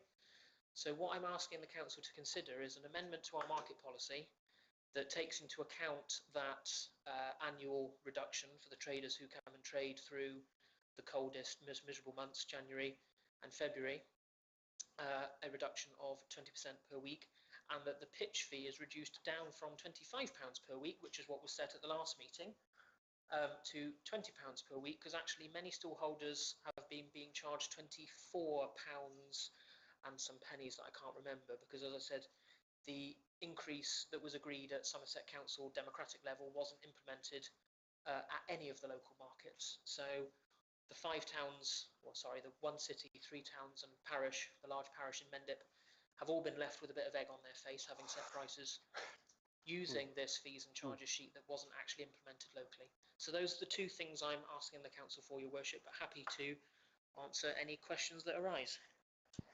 Councillor Don Francesco and then Councillor Henderson. Thank you. I could be wrong, but I don't believe our Glastonbury open markets run on January and February, do they? You do. Yeah. You do? In the car park. I go every single week apart from Christmas. They run in January. I thought they didn't come out till February. Okay. Thank you, You Chair. might be thinking of the country market. A bit of clarity. Although this document came out and was never implemented, surely the fact that we agreed to charge £25 makes this sort of null and void, doesn't it? So the only reason I'm asking for a revision is because we won't be providing traders with gazebos. Right. So the reason we set our fee at £25 at the last meeting was to try and reflect that we were offering a reduction because we're not providing a gazebo. I see. However, our fee of £25 is actually still an increase, and we're not providing a gazebo. So that's why I'm asking the council to... Sorry, Chair. So we are now proposing £20 for a normal week, minus 20% in January and February. Yes. Okay, that sounds fair. And the reason that I've come back for that decision is because although you delegated to me sort of non-material amendments, such as, say, the opening hours, I didn't consider a change in the fee structure to be non-material. So that's why I've brought it back to you for consideration. Fair enough. Councillor Manning, Councillor Cottle. Yes, presumably the fact that the increase on that table was not introduced for Glastonbury applies to all the other towns as well. Yes. So do we know what their position is, what they're going to be charging for the current year? Not off the top of my head, Councillor Manning. However, I know that quite a few of the other parishes had set a fee based on either replicating, matching this, or a reduction, or perhaps an increase. I don't know exactly what parish has done what. However, we've all now found out, because we've been sent the weekly fees that the market officers actually run. I've got a huge, great big spreadsheet, and no one was being charged £28.20. So we all turned around to Somerset Council and went, this doesn't make any sense. But it's the previous year's charges were never increased. And then, as I say, there's this unwritten convention that January and February there's a 20% per week reduction. So that's why I'm asking for a change to the price we previously agreed, because we set it on information that now's turned out not to be correct. Okay. Thank you, Your Worship. Yeah. A couple of questions, actually. What's happened to the gazebos? Has somebody purchased them? The gazebos are going to be devolved to Wells City Council, because they as a council want to store them, put them up and put them down each week. But they're not prepared to come in and put them up for us. That would cost us quite a lot of money and would make the market not really financially viable. Okay. That was a good answer. So the storeholders are going to have to provide their own gazebos. Correct. Okay. They have been asked. Yeah, okay, because Graham, well, one of them will be on my case about this. And I've done it in consultation with storeholders, and many of them come to the Frost Fair and provide their own gazebos for the Frost Fair. So where there has been an exception, we've been working quite closely with individual traders to help them adapt to this change. But generally, the traders actually have accepted that change. They're generally very happy that both that the market is continuing, but also actually that it's the town council that will run it now, because they found Somerset Council a bit difficult to deal with. So generally, market traders are actually very positive. And between Katie, myself and Sarah Hallam, who will be doing the admin each week, we are actually having an open meeting with traders on Thursday, where they're coming here and some will join online. and they can ask us questions, introduce ourselves to one another, etc. So actually, generally, feedback from traders has been incredibly positive, even though we are making that change that we can't operationally provide the gazebos because we just don't have the person power or the storage or the money to do it. No, that's okay, I get it. There's an explanation, and I won't have to put up with somebody giving me earache permanently. So that's okay, yeah, I'm okay with that. Councillor Cousins? A point of order. When did we make the decision, and does it fall under the 6-month rule, and do we need to suspend that standing order? We made the decision last month, and it doesn't come under the 6-month rule because we're making it based on new information. It's only if you were changing a decision based on exactly the same information you had when you made that decision that you need to suspend that standing order. But this is an amendment to a decision based on new, fresh information, so it doesn't fall under the 6-month rule.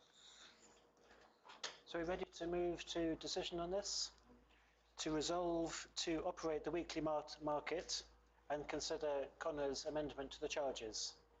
Yeah? Are you proposing that, Your Worship? I'm happy to propose it. I'm happy to say. Seconded by Councillor Oakton. Thank you. So all those in favour?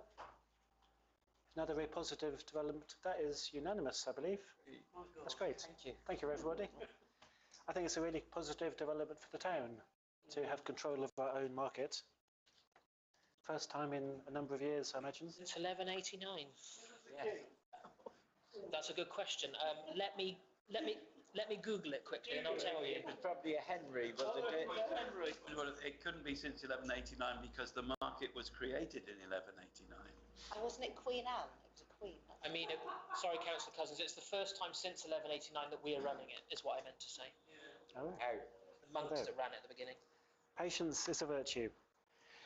So moving on to a request from a local author who is sitting in our one-woman audience, Mary Claridge, to be the listed publisher and distributor of a Second World War book, Glastonbury War Book. So May I sit down because my balance isn't very please good? do, yes, of course, yeah. Take the microphone with you. So there should be a microphone just next to you, Mary. I don't know how to, is it on? I'm assuming, I don't know, that you've seen the papers that I sent to the council, so I don't have to run through what the war book's about or the amount of work I've done. So being as time's getting on, I'm just going to say why it's important and then detail my proposal. So why it's important, because it's the only publication that I've been able to find on the Second World War in and about Glastonbury. It's part of the town's heritage. It's a fascinating insight into everyday life in the town. It's also a resource for further research. And I see it as being a contribution to the VE Day, May 2025. When you look at it, it's a brilliant social picture of the town at the war, at the time of the war, and how the town responded to the war. There are a number of different aspects which I've included in the book, and quite a long introduction when I looked at various work which was carried out by the town council. So it's been quite a focused review of what went on in the war. So I've written the introduction to the war book, and my objective is to get it published and printed in time, the May 2025 VE Day commemoration. I want it published, please, by the town council, to which organisation I will hand over all rights to the marketing, selling, pricing and distribution of the book. So I'd like the book to be published. I'd like to ask the council to support the printing financially and to take on the marketing and distribution. And the reason I've been asked to come here is because I missed the FNGP in December, because I wasn't at a stage then. In terms of cost, I've had quotes for 100 copies, 200 copies, 300 and 500, but I'm not sure we'll go that far. So 100 copies would cost £650. This is based on 4 quotes, so I'm taking upper levels. 200 copies would be £950. 300 copies would be £1,400. And that, I'm saying approximately, because at this stage I cannot predict what the typesetting costs will actually be. It's about 60 pages, A4, with a coloured, fairly robust cover. I think a reasonable price for it would but it would not be up to me, would be £5. I've approached 4 local organisations, excuse me, and I've got £200 from each of them. That's the Glastonbury Festival, the Antiquarian Society, the Conservation Society and the Glastonbury Trust to provide the balance, which I've worked out is about £700. If the council then sells copies, £5 each, 200 copies would make them £1,000. Cost recovery, I think, is a really positive thing. That's what I'm presenting to the council. Any questions? Thank you, Chair. Councillor Manning.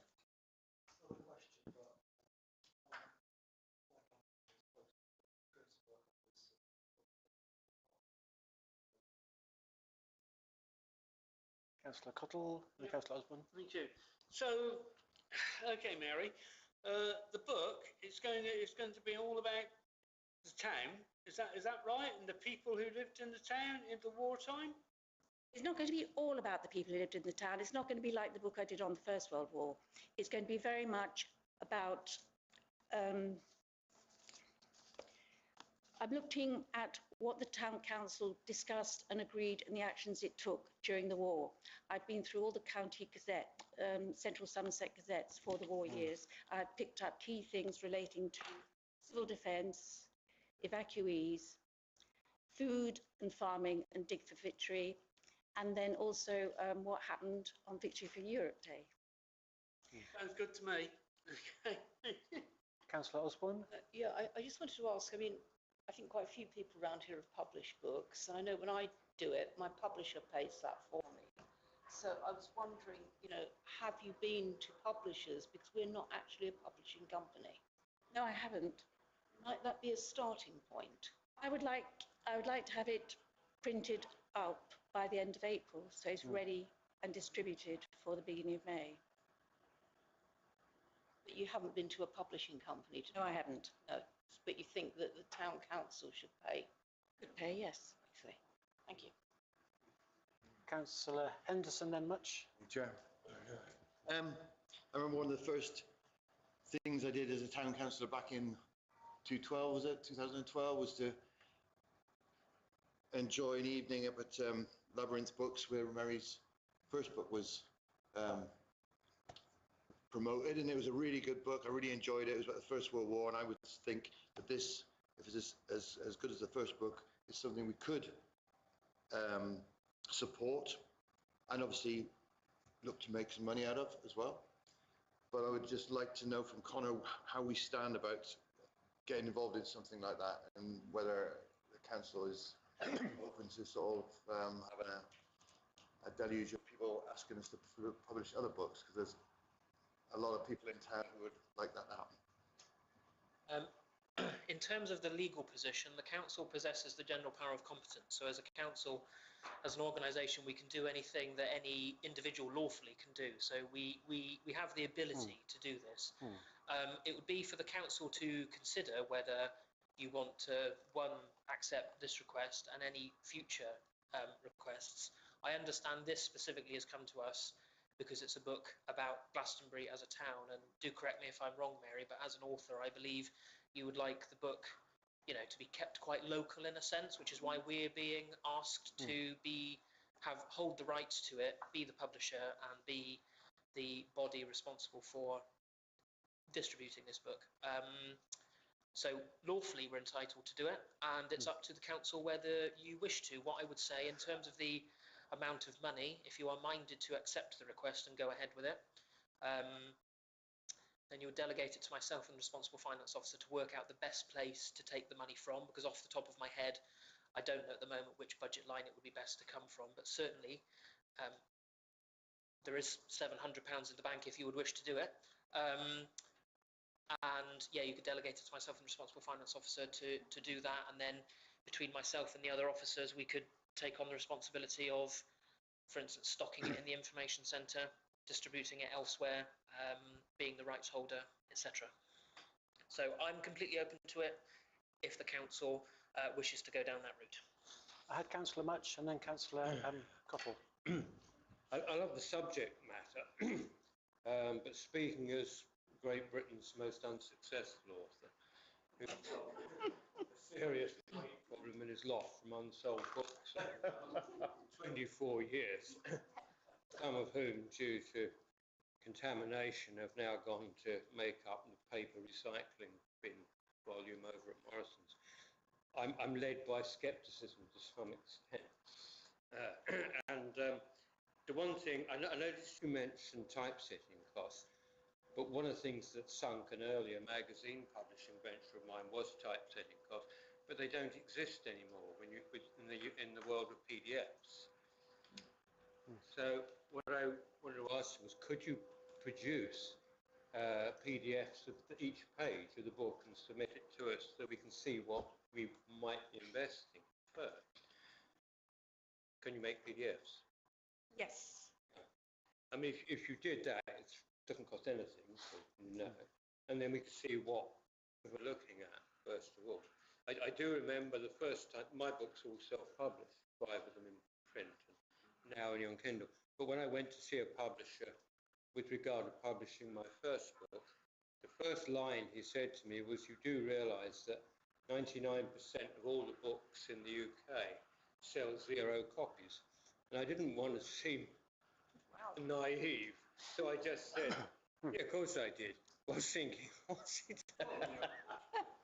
I mean, sure, you'd find a friend or a family member who buy a copy of it. But the answer is you don't, because everybody you know then says, oh, I'll have a copy, by which they mean, give us what you want there, because I know you. So that said, Glastonbury does have a good venue for selling the book, so I'm not against the idea in principle, but I've got a quarter century of hardened bitterness and scepticism. So could we see it as the first? Is it written yet? Oh yes, I'm planning to get it to be typeset next week. It is actually pretty much a finished product. When you say you're taking to be typeset, what do you mean? Well, I'll produce a PDF and then it will go for professional typesetting. I'm not a professional typesetter. It's layout and it's typeface and it's a judgment about various things like that. So I've got a couple more people want to make comments. Can we move on? We have a couple more people want to speak. Sorry, I'll sit down. Councillor Cottle and then Councillor Napper. Yeah, thank you. I think it's a brilliant idea. I'm going to propose that the council is prepared to spend the money to back it. And Mary, if the council won't back you, I will personally. Councillor Napper. Thank you, Worship. That's very nice. Yes, I'm all in favour of this, because probably it would infer with my grandparents as well, and probably grandparents, great-grandparents. So I'm very interested in the book. Thank you, Councillor Chair. Can I just say, in the book, sorry, I've got to read. I've been counting the number of people involved in various functions and with various items which could be used, horses, handcarts, wells, springs, and there's nearly 170 people with names and addresses in the war book.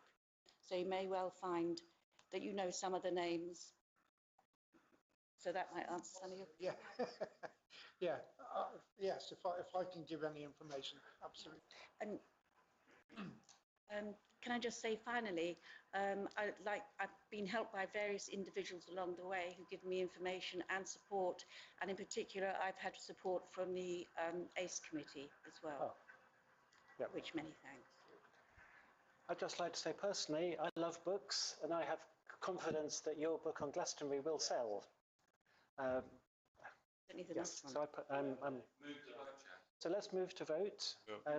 Councillor Manning is going to abstain, he said. May I just check, Your Worship? So the proposal by Councillor Cottle that's been seconded by Councillor Cousins is to accept Mary's full request and to delegate to myself and the responsible finance officer to work out where the money's coming from to get the book typeset, printed. Yeah. Okay, which is £700, I believe. Yes. Okay, all those in favour? All those in favour? All those against? All those abstaining? So one abstention, one against. Thank you. That's carried by majority, Your Worship. Thank you, Mary. Great. Thank you. Look forward to the book. Yep, very good. I want the first copy. An interest, so that's why he abstained. That's a reason to abstain. Abstaining is you either don't understand the question or you're involved somehow. So we're doing very well, people. We're on item 15, I believe. We're only 7 minutes behind, possibly 8. So I'm pleased by that. Pleased by that, especially because we started a little bit late. So the next thing is to consider and adopt the Charter for Compassion for Glastonbury. Maybe I should say a word or so about this because I introduced it back in September. So back in September, I proposed we consider adopting the Charter, which has magically appeared behind us. We set up a working group consisting of Councillor Cook, Councillor Osborne, Councillor White and myself, also Councillor Don Francesco, but she was ill on the night we met. We looked at it, we redrafted it quite substantially and then had a couple more tweaks, especially with Councillor Osborne. But I think we came out of it feeling quite good about the draft that's been circulated and is on the screen. I just want to say some people have criticised it on the basis that it's all a bit bland and wordy. What I'd like to say is it's not meant to be telling anybody what to do. It's a kind of principial declaration, putting a value kind of front and centre. And then the idea is that more specific situations, like our staffing committee, our SEAC committee, and other groups in town, put it into practice in their particular circumstances, when dealing with staff, when dealing with property, when dealing with whatever. So it's a kind of touchstone, if you like, rather than a prescription. I know that Wells is considering it, but they move a bit slower than we do, so they're not quite there yet. Street is also considering it, but they're doing a whole vision statement first, so they're also behind the curve. Good night, Mary. So, and yes, that's it. Are we interested or willing to consider and adopt the Charter for Compassion? Councillor Cousins? Your Worship, I propose that this council wastes no time and adopts the document in front of us and be compassionate within it. Yep. Councillor Napper? I would like to speak. I'm against this, Your Worship, because it's an Americanism. Plus the fact we should abide by the Nolan principles, and we should abide by the Ten Commandments. And we've also got the European human rights bills, which everybody's trying to get out of now, I believe. But we've got so many things that we've signed up. Not only that, but we should be doing this kind of thing, looking after our peers anyway. And I don't see why I have to sign up to that. I just think that it's something which possibly come from America, and we're trying to forward it, and I'm not for it. Thank you. Thank you. Did you want to say something? No, secondary. Your Worship, as a proposer, I think it's very good that we always consider very good English things, such as the Ten Commandments. Thank you. Can we go a flippant comment, if I may? A flippant comment. Your Worship, if it's come from America, Terry, it hasn't come from Trump. I don't think it has come from America. The originator was Karen Armstrong, who was English, as far as I know. Well, I believe it's from anyway. Not that long ago, one of my colleagues on this table did ask me about the Nolan principles, and I couldn't repeat those. So if we're going into something else, by golly, I won't be able to repeat that either. But I live my life by my standards, and hopefully that they're good enough to abide by. Thank you. Your Worship, did I have a second there? Yes, I second. I already done it. Councillor Cottle seconded. Move to vote, Your Worship. So let's move to vote. All those in favour of us adopting the Charter for Compassion? All those against? And all those abstaining? So we have got one abstention and one... Recorded vote, Your Worship. No. You've got to do that before. Point of order. He should have said that before. Yeah. Let's leave it. All right. All right. Thank you, everybody. You've been wicked. Councillor Rhodes against compassion. Thank you very much.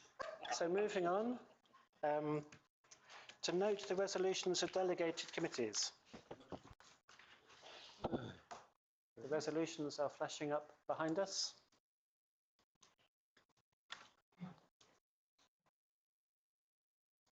Arts and Culture and the Planning Committee. Your Worship,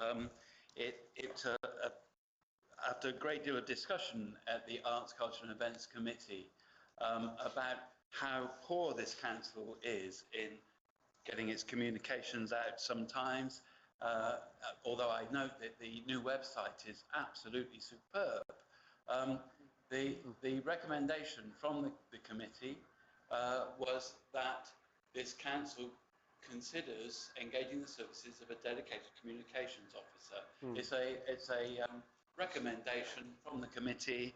As you know, the committee is a very large committee full of many members of our community. Yeah. Okay, moving on to planning.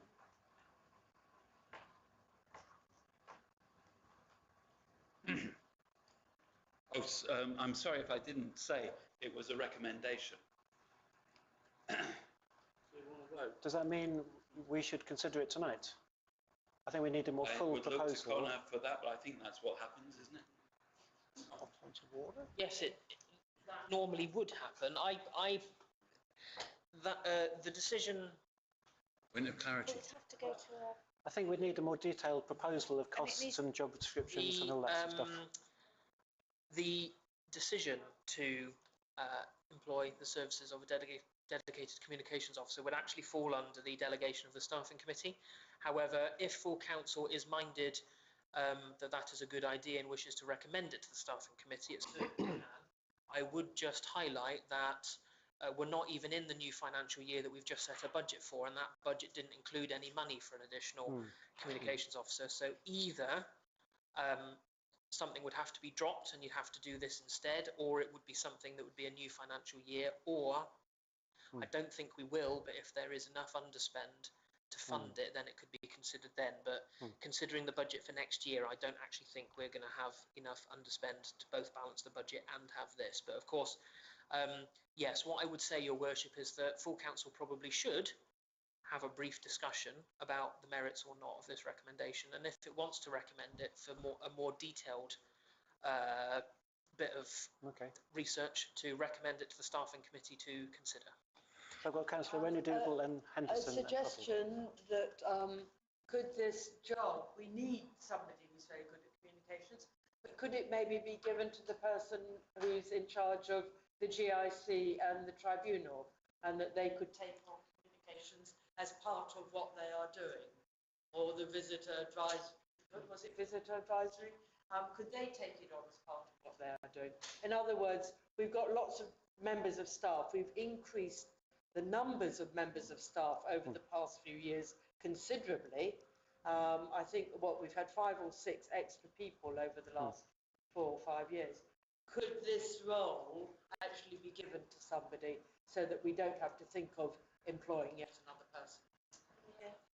So in terms of the responsibility for communications, it's not something that is actively in any current role's job description, and I can assure you that no town council officer sits with spare time twiddling their thumbs.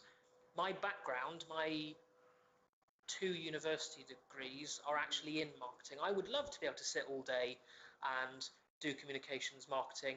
I have done a lot of work on the new website, so I'm pleased, Councillor Cousins, that you think it looks good. Yeah. There is more work still to be done, and I continue to chip away at it. In order for what I believe the town council wants, what I've heard from various committees and members over the years,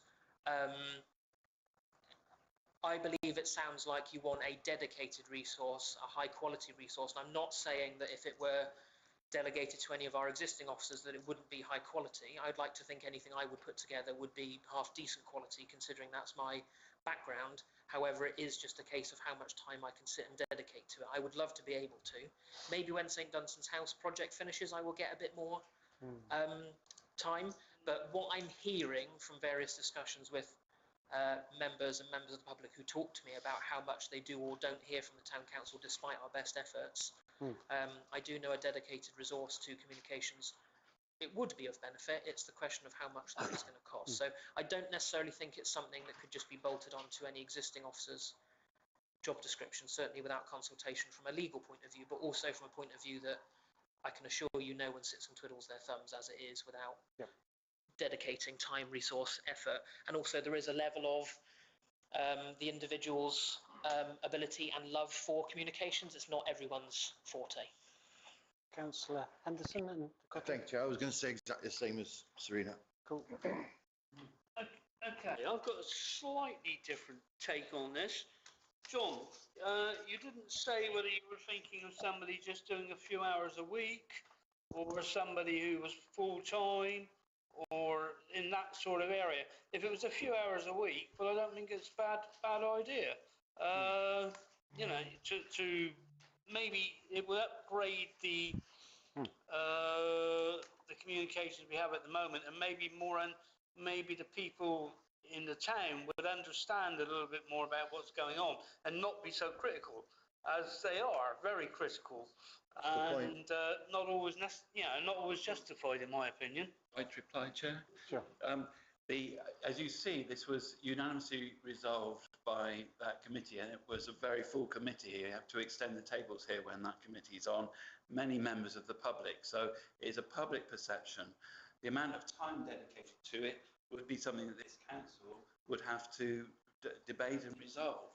But I agree that it could be quite easily something that it's not a full-time post, but something that's brought in to help. And wouldn't it be great to be criticised on actual things rather than things that people imagine? Yeah. Councillor Manning and then Osborne. Yes, I was going to say, I feel that there needs to be a lot of thought about what is actually required here. Also, some of the events, like for instance the carnival, they presumably already have their own comms, so they perhaps wouldn't be required. And there's other events which actually people might think that they don't want to be promoted. They want they're more of a spiritual thing as opposed to an attraction. My other thought was that we already give a lot of money to the ACE committee in a form of annual budget. So to me, that seems the obvious place for where this should come from. And that would perhaps also help determine exactly how much of this person's time is required. Councillor Osborne? It seems to me slightly worrying, the idea that you can just kind of pull somebody in to be a communications officer and they'll do however many hours a week can be afforded. I think if you're going to do it, it has to be integral, and your whole way in which you disseminate information from the council has to be actually looked at kind of a really basic level. And this kind of role needs to be kind of embedded all the way through it. And so our whole way in which we communicate needs to be looked at. And the idea of like just getting in a little part-time and do it for a couple of hours a week, I think you just waste money with that. You've either got to do it properly and wholesale and say, what are we actually trying to achieve with this? How do we communicate? What are we trying to communicate? To whom are we going to communicate? And really, take it on as quite a big piece of work before, and I think, yeah, you probably do need somebody, but it needs to be somebody with a real background in it, properly paid, and all the rest of it. And I am concerned about the ever-growing roster of staff. So I think our question tonight is, do we refer it to the staffing committee or even back to the ACE committee for further consideration? But Councillor Don Francesco? It's kind of like whether it's a staff matter or, like we're saying, whether it's a filling out. I've got a question, if that's okay. Are we talking about just the events that come out of the ACE committee, or are we talking a much wider with Glastonbury type things? My recollection of the meeting was that this came out of the way that the town council uses the communications or not, and that it would be the town council officer there to promote the things the town council is involved in. Of course, one of the things that it is now involved in is helping a whole load of people within our community to coordinate and synchronise and get together around the various events, cultural and other significant events, arts, etc., in the town. So that would be part and parcel of what we're promoting. But I think essentially this is a role about how the council itself communicates, and this was a suggestion about how the council might improve the communication. And so, yes, that's my reply. I mean, it's clearly worth further consideration. I'm happy to propose it goes to the staffing committee for that further consideration. And then it'll come back here in due course. Your Worship, I think in some ways it's a discussion that needs to be had by the full council, and then a decision made whether or not there's merit in it, and then it would go to staffing committee to see how that would work. But I think somebody needs to come up with a more detailed proposal along Councillor Osborne's lines about how it would be integrated into our workflow and information and all that. That's your homework, John. Well, what I would say is that this is a recommendation from a committee of which I chair. I was not a proposer or seconder of it, but I did vote for it. But whether or not I have the time to put together a detailed description of how it fits in with what the council does, I don't know. I myself have been a comms manager for a national organisation, and I would be happy to sit down with maybe other people who are familiar with this type of thing and work on that. But I think it's something the council itself as a whole committee needs to consider when that comes. Councillor Don Francesco? I was going to second your taking it to staffing, because I think there has been a good conversation around this table. And if we can flesh some things out for staffing, then it will come back here. But right now, I don't think we've got enough information to actually, or we could talk for hours about things we know little about. Didn't mean that. Good.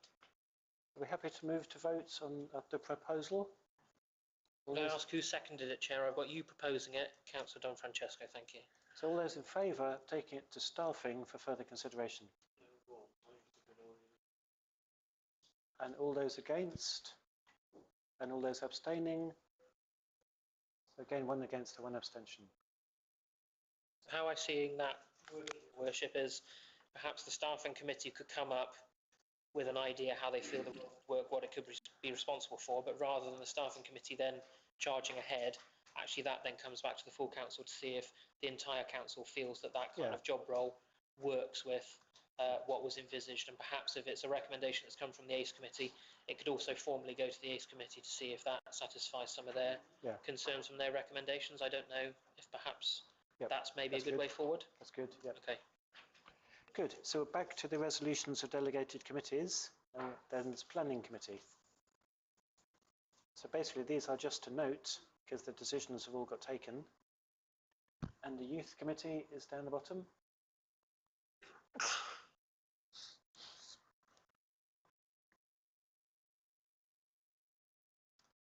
Are we happy with that?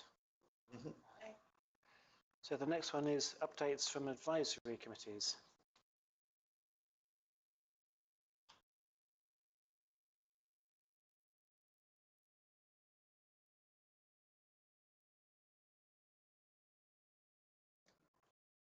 Okay.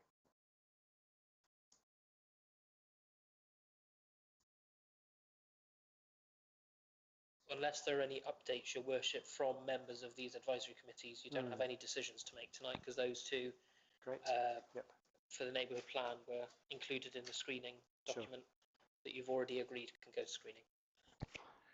Okay.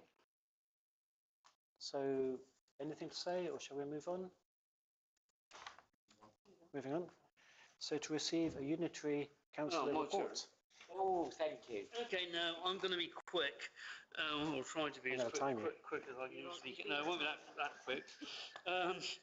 Okay, first things. Yeah, the biggest thing that we've had this month really was our budget setting for council, which was a bit drastic and a bit of silly game playing by one group, really. But there you go. But we did get the car parking charges, which I was totally against the idea of charging at night, and that was withdrawn. So there's no charging at night, and I don't think it's a bad idea that everybody else has got to pay on a Sunday, the same as we have here. You know, it was an obvious one to go for, I think. I don't think it will hurt anybody because shoppers get used to it, and they certainly did in Glastonbury after about a month.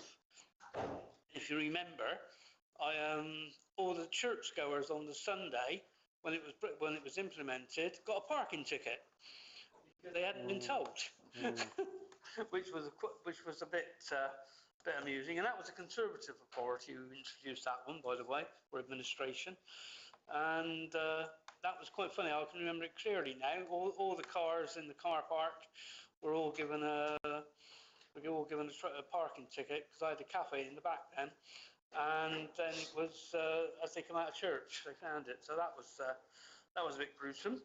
Okay, so you know about the budget, and you know that we're going to be coming up a little bit. The other one that is interesting and probably will perk your ears up a little bit is the boundary changes. Now, I can tell you what Somerset put forward. This is a multi-group. This is all the groups together working this. So, for Glastonbury, and I'm quite happy to share with you all of the divisions over Somerset, but what they have suggested for Glastonbury is that St Edmunds and St Mary's go together and are called Glastonbury Tour, but it will also take in, wait for this, all of West Pennard out to Sticklinch, North Wootton and Pilton. Okay, and so that's quite a large thing, but it's the numbers. They've worked it on numbers, and it was the election officer and his group who sorted this out. So that's one ward division. The other one will be a straightforward St Benedict's and St John's. Now that's what's been recommended. Yeah, doesn't it? It goes out to Mere, that one as well. I didn't see that on my piece of paper. I thought originally it was going to go out to Mere, but I didn't see it on my bit of paper and the actual one that's been submitted. It just said St John's and St Mary and St Benedict's. But I'm quite happy to share what I've got that shows where it is. So that's going to be a bit of it's going to be an interesting one. And I think you can... What will that one be called? What will the second one be called? I'm not sure if it's Central Glastonbury or something like that. It's something, I can't remember exactly. That was one of the names put around. But it's definitely interesting. I moaned and complained about it, and I thought it was a bit silly, but we'll have to see what the government, they decide. It's all about moving numbers around and all this. So we'll see. And I think if I decide to stand, you can guess where I'll be standing, and which will probably mean a lot of trekking, but we'll see. Anyway, so that's that. So long as you sort of know, and I'll let you more if I hear any more in the near future. I will let you know, but it shouldn't affect the town as such. Yeah, and there's been lots and lots of building stuff, obviously. And the government, I've learnt today, the government are going to be changing again the planning regulations, which might make it even more difficult for local people to complain, object or whatever, I'll wait and see. I haven't read the document yet. I've just been told about it from a higher person, so I need to wait and see. And so that would be a concern for everybody, and especially as I've got the big one coming up for Frome, the 1,700 houses in Frome. I think the government are determined to get that through, because they called it in anyway. So it will go to the government to make a decision on that one. And I think you'll see that happening more and more, that they're going to be pushing them through regardless. But we'll have to just get on with it. So there you go. I've been to the River Authority. I didn't make the meeting last night, John. I don't know if you managed to go. My car was in for an MOT, and it got back in time, and or just too late to go. But it only had to have 2 tyres, so I was quite happy. Okay, I'll take any questions if I can answer them. Lily? Yeah? A couple of questions. I know you know this. St John's, the illegal van parking there. Any news on it? I wish they would, because I moan daily. I've got a sort of a bad nickname now about complaining about caravans and vans. That car park without having people haranguing me about it. But... Yeah. And the other one, is there any news on the audit? Red brick. Red brick audit. Not that I know of. So we'll just wait. We'll wait and see. Can you find out? We'll wait and see. Don't wait and see. We'll wait and see. Go. No, push it. Push it. I mean, it's taken a very long time. It is. It is taking time. Whether it be whether it be made public or not, I don't know. Well, it needs to be, because we need to know what's going on, don't we? We'll have to find out. We have actually asked for that, haven't we? I don't know whether you were here. Yeah. We actually passed a motion insisting on seeing it. I was in touch with Liz Lation about it last week, who promised to ask the Chief Financial Officer in Somerset about it, but she hasn't got back to me.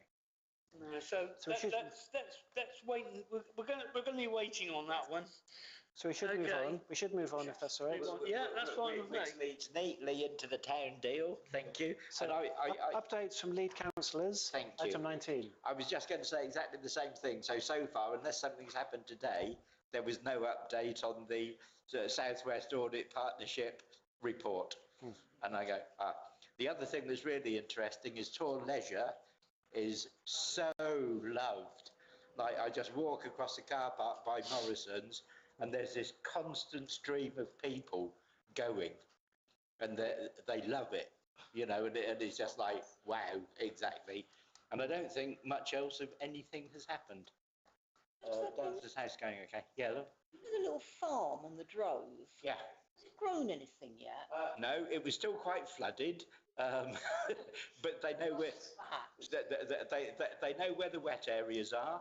They've got a thriving fungal area in one corner.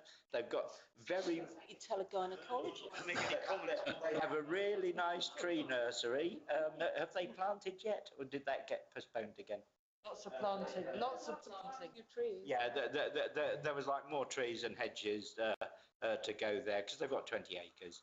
And no, nothing's actually been produced. Not yet. Any other updates from outside bodies? Councillor Cousins? As was mentioned by County Councillor, I attended the AGM of the Somerset Drainage Board Consortium yesterday, and it was a very interesting meeting. Always lots to debate around how the internal drainage boards relate to Somerset Rivers Authority and to the Environment Agency, and the lack of funding for draining the main rivers, which is a major issue. There was an excellent presentation by Emily Wilkinson of the Waterlife Recovery Trust on the eradication of mink, which are an invasive species which are actually causing quite a lot of havoc. And across the eastern part of the country, they have, in fact, in Norfolk and Suffolk, eradicated, they think, mink completely there. And they're hoping to bring that regime into this area. They have killed 3,500 mink in the Norfolk and Suffolk, and yes, well, this is what they're doing. You don't even have a coat. This was raised. They are unable to sell the skins apparently. Really? That could have funded their work. What I would say is I seconded a motion at the meeting to recommend to Somerset Council that it reinstates the scrutiny committee of the Somerset Rivers Authority. And so that will be heading to a county council near you soon. Great. Thank you, Councillor Cousins. Can I ask a question? Just quickly. Yeah, John. We do need to move on. Because I couldn't make it last night because of what I've just said. You recommend, you put a motion that there's going to be a recommendation to bring back a scrutiny. Is that right, yeah? So there are a number of recommendations and resolutions at the meeting. The Somerset Rivers Authority Scrutiny Committee was dissolved. I was a member of that at some point before the great unification of the county. Yeah. And it's felt that this leaves a great area of lack of scrutiny for Somerset Rivers Authority, and therefore the recommendation will be coming from the consortium to the full council. The other thing that they are looking at is the merits of amalgamating all the internal drainage boards into one body. Wow. Okay, I'm glad about the scrutiny, so that's something. So we should move on. If that's, Councillor, then we should move on. Very quick report on Chamber of Commerce. Oh, yes. Next meeting is 19th, next Wednesday, breakfast meeting at Peggy's Diner in Street, because we are Street and Glastonbury Chamber. On the 24th of April, we've got a jobs fair at Strode Theatre. That's in the foyer at Strode Theatre. That's in the morning from about 10 till 1:30. And later that day, the evening of the 24th, we've got a networking meeting at the Crown at 6 o'clock. Crown in Glastonbury at 6 o'clock. Thursday the 24th. Sorry, Thursday the 24th of April, sorry. Thank you. So next up is Mayor's announcements. No. Oh, what? Thank you, Your Worship. Could we ask our other county councillor, because I've not heard from her for a while, and I just wonder whether we could send a letter to her to ask her if she could send in reports as our other county councillor does, because that is a little bit amiss, and I'm a little bit embarrassed about it. Thank you. Yeah. Are we happy to vote on that? Is that what we do? Not really something Your Worship need to vote on, but by all means, as Mayor of Glastonbury, if you wish to write to Councillor Hart, please Let's do that. Okay. Thank you, Councillor Napper. So Mayor's announcements, just quickly. It's been quite busy. I'll mention a couple of things I've done and a couple of things coming up. One is St John's School, to my surprise, decided to come out in a mass protest against the mayor, me, because a rumour had gone around that I had told them they needed to go to school on Saturdays. The entire school, or most of it, processed down the high street with placards to the town hall protesting against the whole notion of school on Saturdays. It turned out to be homework sent to them by the teacher, but we didn't realise that till a bit later on. It seemed to go viral long before that, but I think they're now happy. I was able to go to the Chamber of Commerce for the first time, which I appreciated. I've been a little bit involved in a new CIC, which Serena knows more about, which is the Friends of St Edmund's Well up on Windmill Hill, looking to buy some of Wilf Peddle's land, which would be a great asset for the town if they succeed. I did a concert in St John's Church, who kindly made it available. We raised just under £1,000 for the Mental Health Network, 955. Looking forwards, a couple of things coming up. The Maasai Warriors are coming to town, a whole troop of them. On the 29th of March, they're going to be around town for a few days, starting on the 29th. They're going to do a whole thing at the Zigzag building on the 29th, at St John's Church on the 30th, because they're Christian Maasai Warriors. And we're going to organise a civic reception for them downstairs in the town hall, to which you'll all be invited on Wednesday, the 2nd of April. So expect an invitation for the evening of Wednesday, the 2nd. They'll perform and we'll have musicians, and it should be a great evening. On the 29th of March, Glastonbury Wells and Street Radio are having a big relaunch.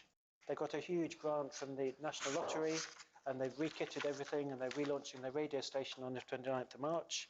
They're really happy, so look out for that.